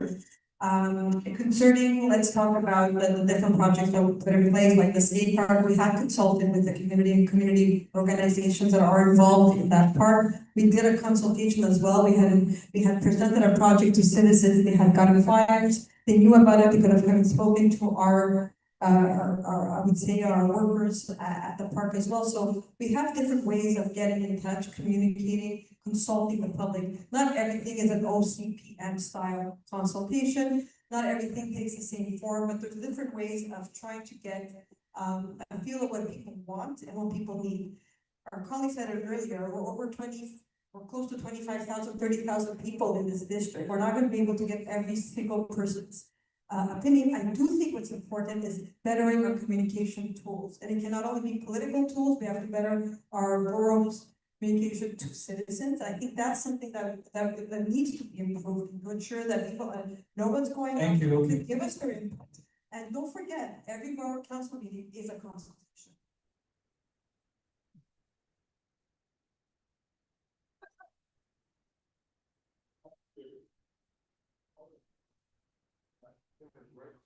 With that, Je vais répondre en français. Alors, la question de la consultation publique, c'est vraiment un enjeu démocratique dans leur activité. Je le vois en porte. C'est vrai que malgré, je suis sûr que le Sénat a fait un excellent travail à parler au maximum de monde. Par contre, beaucoup de gens auxquels je tape au bord me disent qu'ils n'ont pas été consultés. Est-ce que c'est vrai, c'est pas vrai, c'est un feeling, est-ce que la consultation a été bien faite, on peut en discuter. Moi, je pense qu'on devrait avoir pour des projets comme ça, aux impacts qu'on veut vivre ensemble, avoir peut-être une pondération pour les gens qui sont plus affectés que d'autres. Parce qu'on peut avoir notre opinion si on vient de l'autre côté du bureau, on n'est jamais affecté par ça, mais par contre, si on est affecté, on perd notre place de mobilité et d'accessibilité, là, on doit avoir plus de poids dans la balance, ça c'est à mon avis. Par rapport au skatepark, moi, je me suis engagé qu'on allait investir plus dans les infrastructures sportives pour nos jeunes. Et donc, le skatepark, moi, je trouve fantastique. C'est tous les jours, c'est plein. C'est des gens qui ne vont pas faire de troubles dans la rue partout. Et on va en faire plus dans plein d'autres sports et dans plein d'autres endroits différents. Voilà. Merci.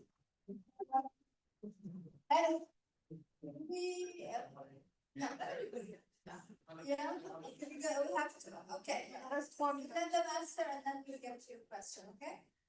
Yeah, so this is a problem that perplexes me, again, in my 25 years involved in municipal politics.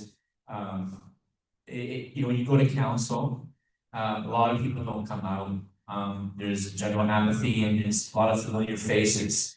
And I have been very disappointed with all the administrations, Assembly Union, which is now Assembly Montreal, and Prussian Royale, because there's a real difference about talking about having engagement from the community and actually working in tangible ways towards that. And one of the glaring examples is that the borough holds its budget meetings before the regular council meeting, and nobody shows up. I'm like the only person there. Can you believe that? We have a budget meeting, the most important document discussion to have in the borough, how to spend our money, and I'm the only person who shows up for a question. And really, there's a complete lack of engagement by our representatives to. Thank you, Alex. Because there's no community attachment. Thank you. No community, that be close community.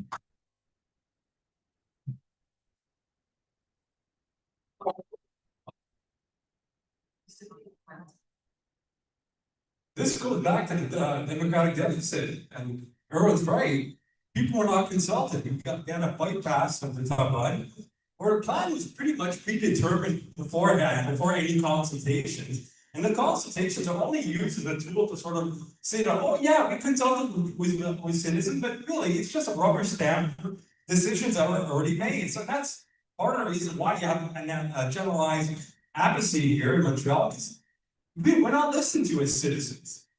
I started a party with Alex Montagno about 5 years ago because that was one of the reasons. I mean, there's a lot of corruption involved here going on here in the city. You can't deny that, but I mean, we can't, we're not taken seriously here as citizens. All right, thank you very much.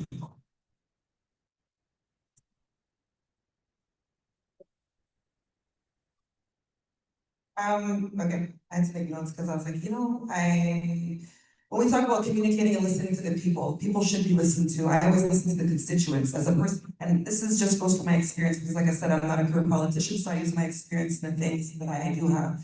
being on social media and having over close to 200,000 people, sometimes I get about 25 to 30,000 messages in 2 months. And lo and behold, I try and answer as many people as I can, and what I do is I round up, I take a look at it, but I listen to the people because I'm an advocate and I'm an activist. This is what I already know how to do. So what I normally do is I'll answer people in a forum, communicate with everybody, take in the questions and respond. But the first key is listening to the people in order to be able to answer the people, understanding the grievances in order to be able to create change. And I believe that people should be advised when the new projects are coming into play. We should listen to the people. This is extremely important. We need to remove ideology and we need to start listening more to the people who are paying the taxes.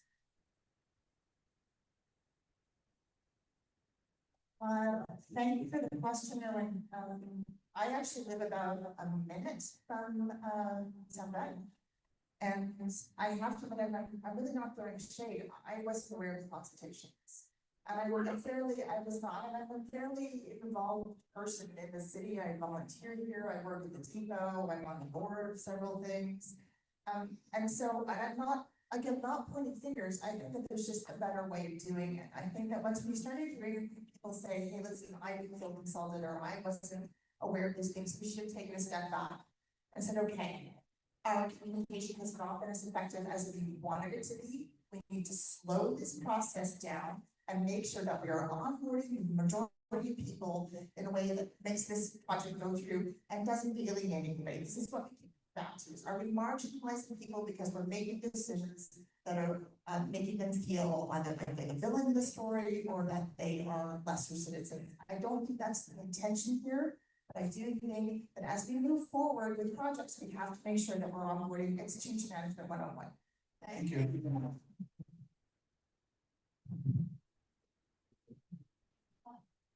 Few topics that we're not, yes.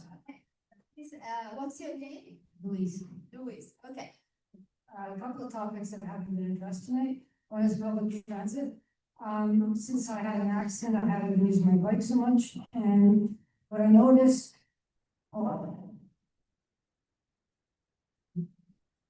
Okay, so on the bus routes around Loyola, 162 is rerouted 2 or 3 times this summer. Necessary work on Sherbrooke, I understand. West Broadway to 51 and 51 at Snowden, and then 102 on Summerlin. So there's detours and detours and detours. I understand that you have to do infrastructure work and sidewalk work, it's great. But can you work with the STM, the Public Works and the STM to stagger these work? So at once we spend like weeks doing detours and suddenly, okay, that's finished, and it's okay, take another bus and then that one's reviewed. It's like all summer this is like the whole quadrant from like Snowden and Broadway. It's like, it's crazy, you know? Like, can you coordinate better? That's the question. So that is your question is regarding how Public transit, organize public transit to have less detours, right? no, detours are necessary, but to handicap a whole community for a whole entire summer, do one job, and then when that one's done, there's another job like a couple blocks over, and another job, another couple blocks over. Can you stack this over several years and maybe work on another part of the city and not have? Okay, who is the question addressed? So maybe Despina and Owens. Despina and Owens. He's a contract. He's a contract. They can all answer, but let's start maybe with Despina. Okay. Thank you for your question, Louise. I did feel that also in the sector here this summer, and a lot of times when we talk about the congestion and traffic related to road work, about cars, but we rarely think about public transportation, and I think that's a key in the future for us. It's to also what we're promising for the future. We've done a lot of work. We've also, we've centralized a lot of the information related to the work that we're going to do. Get it online. There's applications for that. There's the STM app. All that is there. I think what we could do in the future and what we want to do is to create one person, one entity that will manage and coordinate all the work, including the mobility around it. And we cannot forget public transportation and all of this because it affects you and it affects your day-to-day life. So for us, it's really to re-centralize that, get all the entities working together, because it's not only the city's road work we're gonna have to face Metro's work, we're gonna have to face all other entities as well. So really centralize that and get the information out to the public and take into consideration the duration of the work and adapt some projects so that it doesn't drown, let's say, citizens in road work for months and years, and sometimes people have no choice to do it over a long period of time, but with more sensitivity.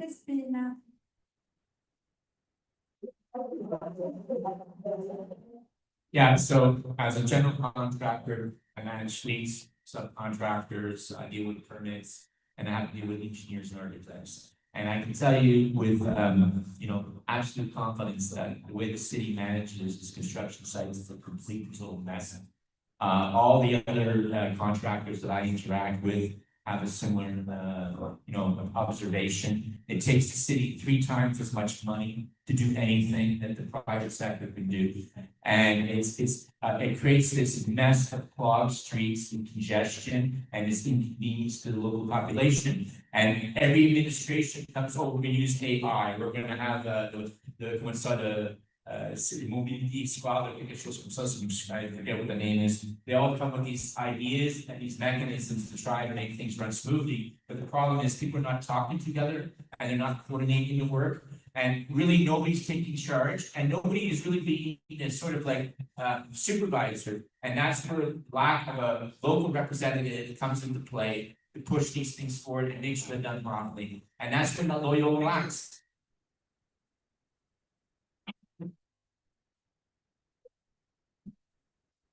Alex, monsieur Rencontre?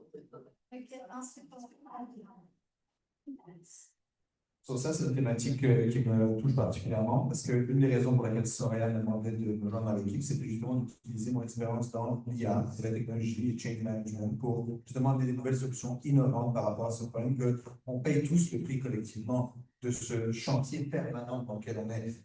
Despina va nous dire, on a besoin de faire ces chantiers-là. Ma question, c'est est-ce qu'on peut les faire plus rapidement, à tous en même temps? Est-ce qu'on peut voir comment l'impact va être dans nos communautés par rapport au transport en commun, le transport en vélo, le transport pédestre, ainsi de suite? Et pour ça, on a proposé un projet, par exemple, en innovation qui est le Digital Twin. Il y a des villes dans le monde qui ont une capacité de faire une simulation de leur ville en temps réel et d'évaluer différents scénarios. Donc, par exemple, si on voit sur West Broadway que c'est fermé pendant 6 mois, et sur Somerset, c'est fermé pendant 1 mois, et sur Sherbrooke, c'est fermé pendant 1 mois, les gens vont être pris comme des rats. Ça prend pas la tête à nous pour faire ça, mais ça, c'est des technologies qu'on peut mettre en place pour nous aider à mieux planifier nos chantiers, entre autres. Bon, voilà, ça, c'est une liste.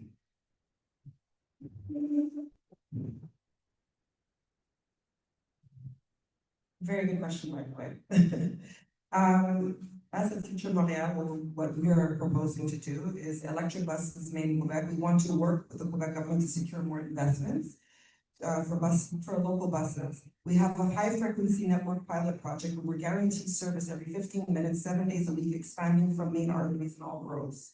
We're also proposing a fare freeze rate, freeze fares for 4 years to rebuild public trust and support in the households. We also have a pilot project with autonomous shuttles who complementary service and prepare for future mobility, where we have sections going from east of Sherbrooke and west of Sherbrooke as well. We will have dedicated lanes to remove traffic, ensure punctuality and speed as well. My question is coordinating work and the STM. Well, it's a part of our project, which is a part of the high frequency network. Also, that's what we're doing to be able to coordinate. I'm sorry, coordinate both.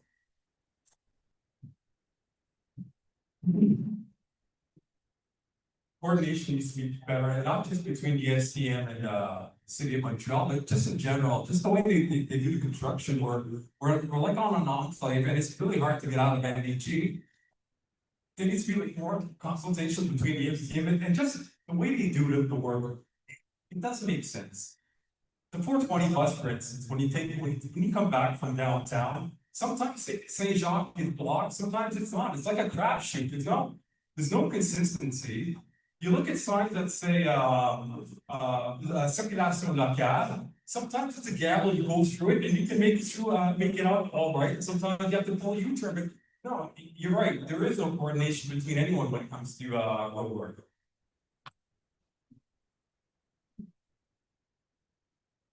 questions, so.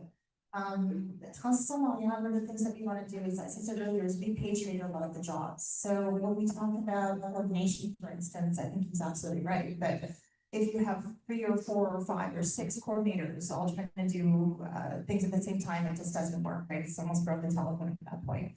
What we need is one central person or figure or organization, or department that's actually coordinating all of the work. And then working with the supervisors of other departments to actually make sure that you don't get what I call the snarl, which is on the corner of Patricia and Sherbrooke. Whenever you try on, I used to live on Patricia, just north of Sherbrooke, and trying to get out of my driveway in the morning was almost impossible. So my answer to you is yes, we absolutely need better coordination when it comes to that kind of thing. And I think we can work together to get it done. It's just about having the will to do it, and we do. Thank you.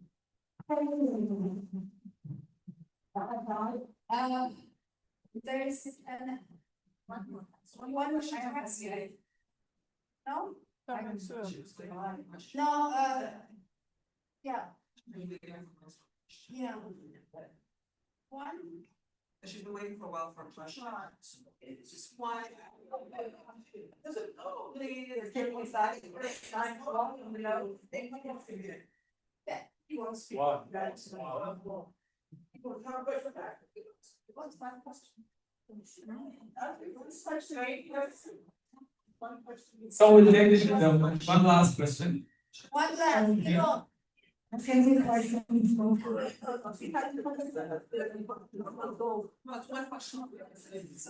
one. What's your topic? Hold a second. I do better. Okay, thank you, Louise. Thank you, Louise. You can have a seat. You know, we have the next.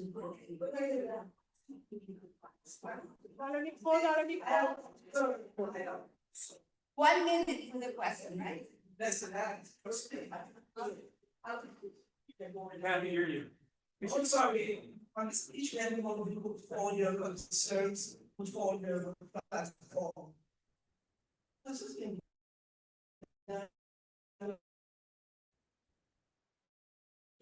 Say you're going to do this, you're going to do that, you're going to do this, you're going to do that. And maybe on the other hand, people want their concerns, have few concerns in the back. As well as these people put forward is what they want at the moment. I can start. Thank you so much for your question. Yeah, I'll start. Let me see first.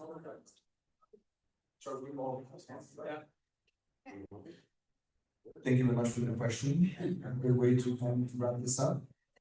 Indeed, you know, we've I absolutely consulted with all of our members of the party, but more than that, we consulted and we keep consulting every day, every time we knock at the door, we talk to someone on the phone. These priorities of ours, homes, building more homes, safe streets, clean streets, fixing homelessness, which is it's an incredible precedent, and I'm actually a bit shocked that we didn't address that today in depth, right? Homelessness is actually killing our city. 15,000 of our resident neighbors are in the streets tonight. It's unacceptable. So this should be the #1 priority for all of us. So many of the things that are on the platform, the 6 in a more efficient city, discipline on budget, to afford to pay to support community organizations like this one here. These are all stuff that we heard from our neighbors and residents, and we are also feeling it. So absolutely, we consulted. Thank you. Make sure that we work on them. I do have a privilege of being the incubator, so I did have 4 years to listen and to share with the constituents of this district. So that definitely influenced the platform that we have in place right now for the district and for the borough, and I would say even the city. We do work with all members, political parties have members, so that does influence as well in finding the solutions that are needed, but we all agree. The main issue that we're hearing at the doors are, well, the main issues I would say are the cost of living, are the price that creates which is people living in the streets, people not being able to pay rent, people not making ends meet by the end of the month. That's why we put in place, for example, free bus passes for seniors. That was not something that existed before. So by listening, we're able to find the solutions, and it takes both yes members to create structured solutions to the issues that people are facing, but it does mean being on the ground. And I think also being from the community sector myself, I already knew what I was getting into. I knew what real people were living. And obviously, as a citizen myself, I have eyes, I have a heart, I have emotions. Thank you. Thank you.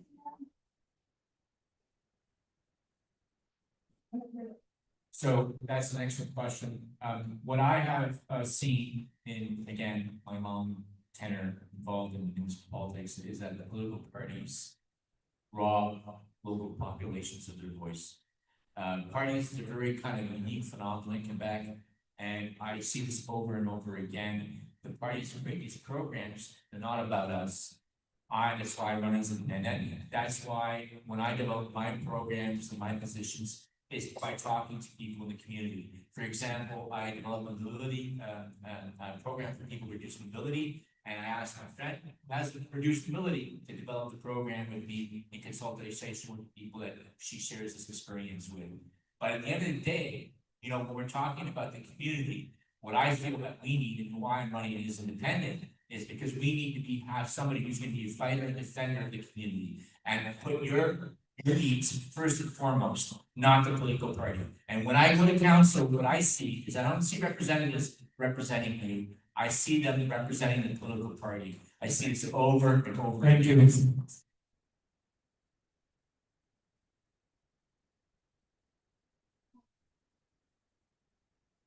Excellent question. Everything that Future Montréal has proposed from Jean-François Cacou has gone out speaking to everybody and all roads. He's done door knocking with everyone. Myself, I've been focused in Loyola. I have gone personally to speak to the students in Concordia. I have gone to businesses. I have gone door knocking and communicated with each and every single person, asking them what's the problem, what's the issue, what are the grievances and the issues that have not been done, what you do need. I understood that there's issues of mental health services, low-income housing, food scarcity, mobility issues, the bike pass on Terrebonne, the parking in front of St. Monica's Church. I have sat there and spoken to every single constituent that I could and community organizations and businesses in order to find out what the issues are, in order to create the actual changes that are needed, actionable changes that are needed now, because the change needs to happen now. The future is Future Montréal.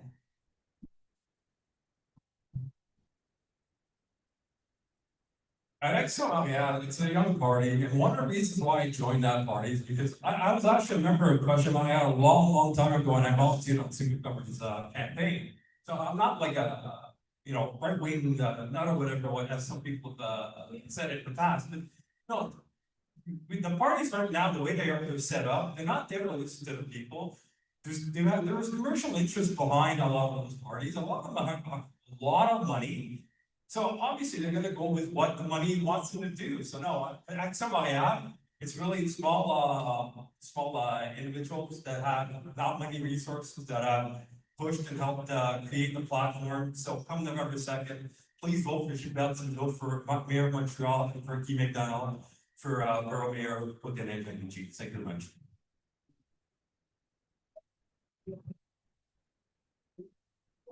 Thank you for the question, Ms. Sam.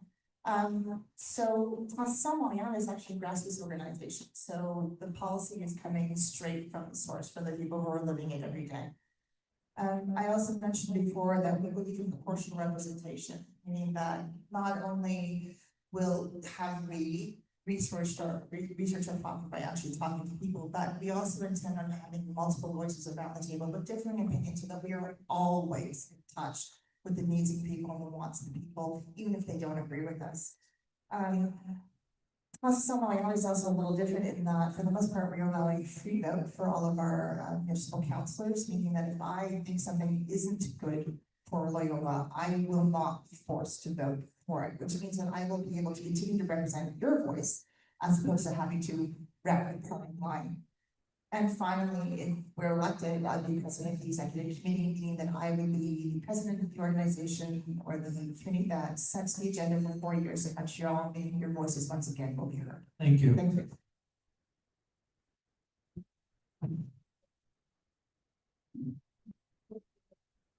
Merci beaucoup à tous et toutes. Un nouveau mot de la clôture.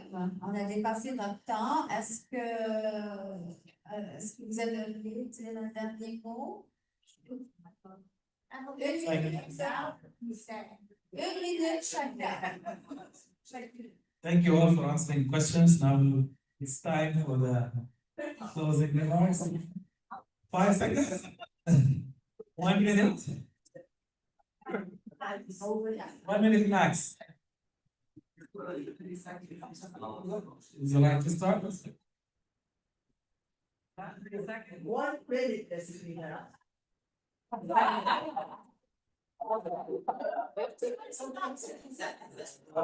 D'abord, merci à vous tous d'être restés ce soir. Merci au communiqué de l'ENG qui a organisé ça. Vous êtes des héros, des champions de groupe qui méritaient plus de support de peu importe quelle année ici. Et encore une fois, pour revenir sur ce que je disais en entrée, on est tous là pour les mêmes raisons. On aime notre ville, on aime notre quartier, on aime notre communauté. On s'entend peut-être pas des fois sur le comment. Puis je pense que pour moi, qui représente un des grands partis, peut vraiment gouverner cette ville-là de manière cohérente. Je pense qu'on doit regarder le bilan des dernières 8 années. Et même si on a beaucoup d'amis de côté de projet et que je pense que leur cœur est au bon endroit pour beaucoup de choses, je pense que dans les exécutions, dossiers très importants pour la ville, le logement, la crise d'itinérance qui est absolument terrible et misérable. Montréal ne devrait pas tolérer ça, on peut faire mieux. La safety on our streets, clean streets, l'efficacité de la ville en général qui est trop lourde, qui ne peut pas nous aider à répondre à nos besoins de la communauté, je pense qu'on doit faire mieux. Et malheureusement, je peux regarder après 8 ans de travail de mes collègues que j'aime beaucoup à ma gauche, on doit faire mieux collectivement. Et donc, c'est ensemble qui va amener ce changement-là compétent pour les 4 prochaines années. Donc, votez pour Soraya et Stéphanie Loyola comme mairesse de Côte-de-Nagélich. Merci. Votez pour moi à la The cherry on the top. En fait, c'est ça, c'est votre choix. Hein? On est là pour vous présenter nos idées. On le fait avec cœur et amour. Regarde, merci encore une fois pour cette belle organisation ce soir. Je suis très contente de voir que les gens ont voulu malgré la pluie. En fait, pour moi, comme j'ai dit dès le début, I came into politics, I came from the community sector, I saw people, I saw what people needed, and I jumped into this with Projet Montréal because they wanted to put the human in the center of the city. Make a city livable for all the people who are living in it, not for the promoters, not where the big bucks are really for the people who are living in the city. Our priorities were always the housing crisis. We delved into that in the beginning, and I forgot to mention that the Elmhurst Co-op will be demolished by the government of Quebec in the coming weeks. So that's very good news, and I have to thank the mayor and our director of urbanism for bringing that force and pushing them to do it. And we worked very hard on putting climate as a top priority, also adapting our territory to the changes that are coming ahead. We had not done that, we would not be here today. So do vote for us. I've been there for you for 4 years and I want to be there for you. Vote for Gracia, vote for the guys.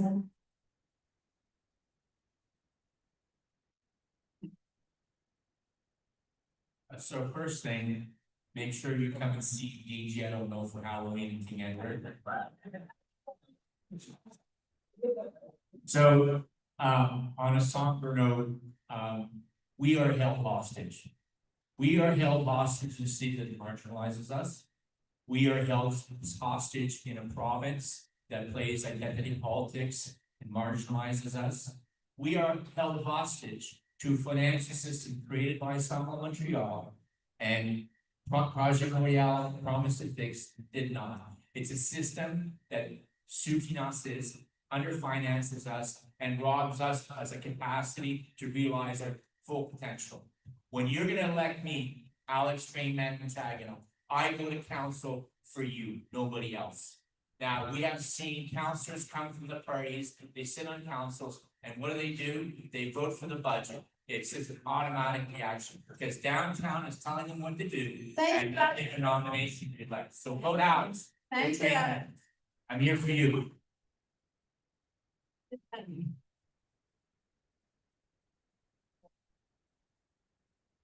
Thank you, first of all, thank you to Wesleyan Community Center, thank you to Emily for having us. Thank you to everybody for coming here. I'm not going to sit here and try and convince you what you should do, what you need to do, and twist your arm. Because at the end of the day, you should do your due diligence as constituents, do your research on every single candidate that's here, and pick the right candidate that is for you, that you believe will serve your community and be of service. You want more, and I'm gonna leave it there, you want more information, go to futurmontréal.com, and remember that you have Paula Musa here, who is our mayoral candidate for Côte-des-Neiges and DG. Vote for her. If you feel that our message aligns with you and everything that I have said aligns with you, then vote for me on November 2nd as your candidate for City Council Person of Loyola. Thank you for coming.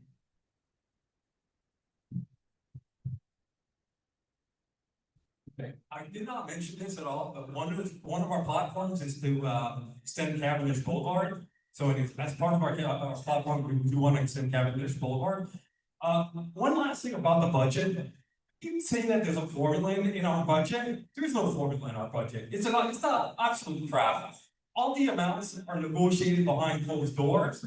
We don't find out anything at all. And Alex is right. All our politicians do is they rubber stamp whatever decision comes out of Ville de Montréal. So anyways, vote for Action Montréal. Go on actionmontréal.ca, actionmontréal.ca. Vote for Chimel Thibodeau for Mayor of Montreal, and vote for Guy McDonald, Mayor of Côte-des-Neiges and Notre-Dame-des-Landes. Thank you very much for showing up. Merci à tous et à toutes ce soir. I'm really very honored to be sitting at this table with all of the excellent candidates that are here tonight. Once again, I have a whole speech written and I made my mother listen to it 5 times. But I'm actually going to throw that out of the window because I think what we've heard, and I think we've all been trying to be very kind to each other, but there is still a lot of sort of division and finger pointing. And what I want to tell you is that for Council Montréal, we are interested in doing the right thing for the people that we serve. And that does not mean the people who voted for us. It means the people of Montreal. It means residents. And it doesn't just mean voters. It means the people who can't vote yet because they're not citizens. It means because they're too young yet and they're not 18. It means looking out for every single person every single day in everything that we do. So please vote for Craig Sauvé, please vote for Mayor Sergi, and please vote for Renata Vance. Thank you.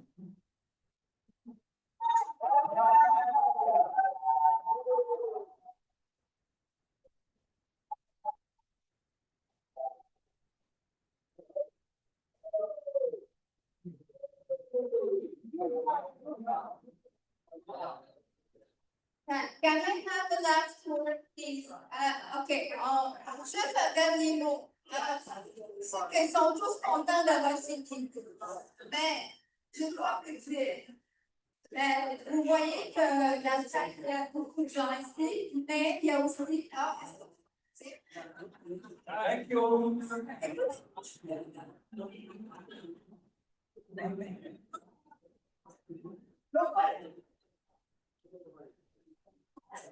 you.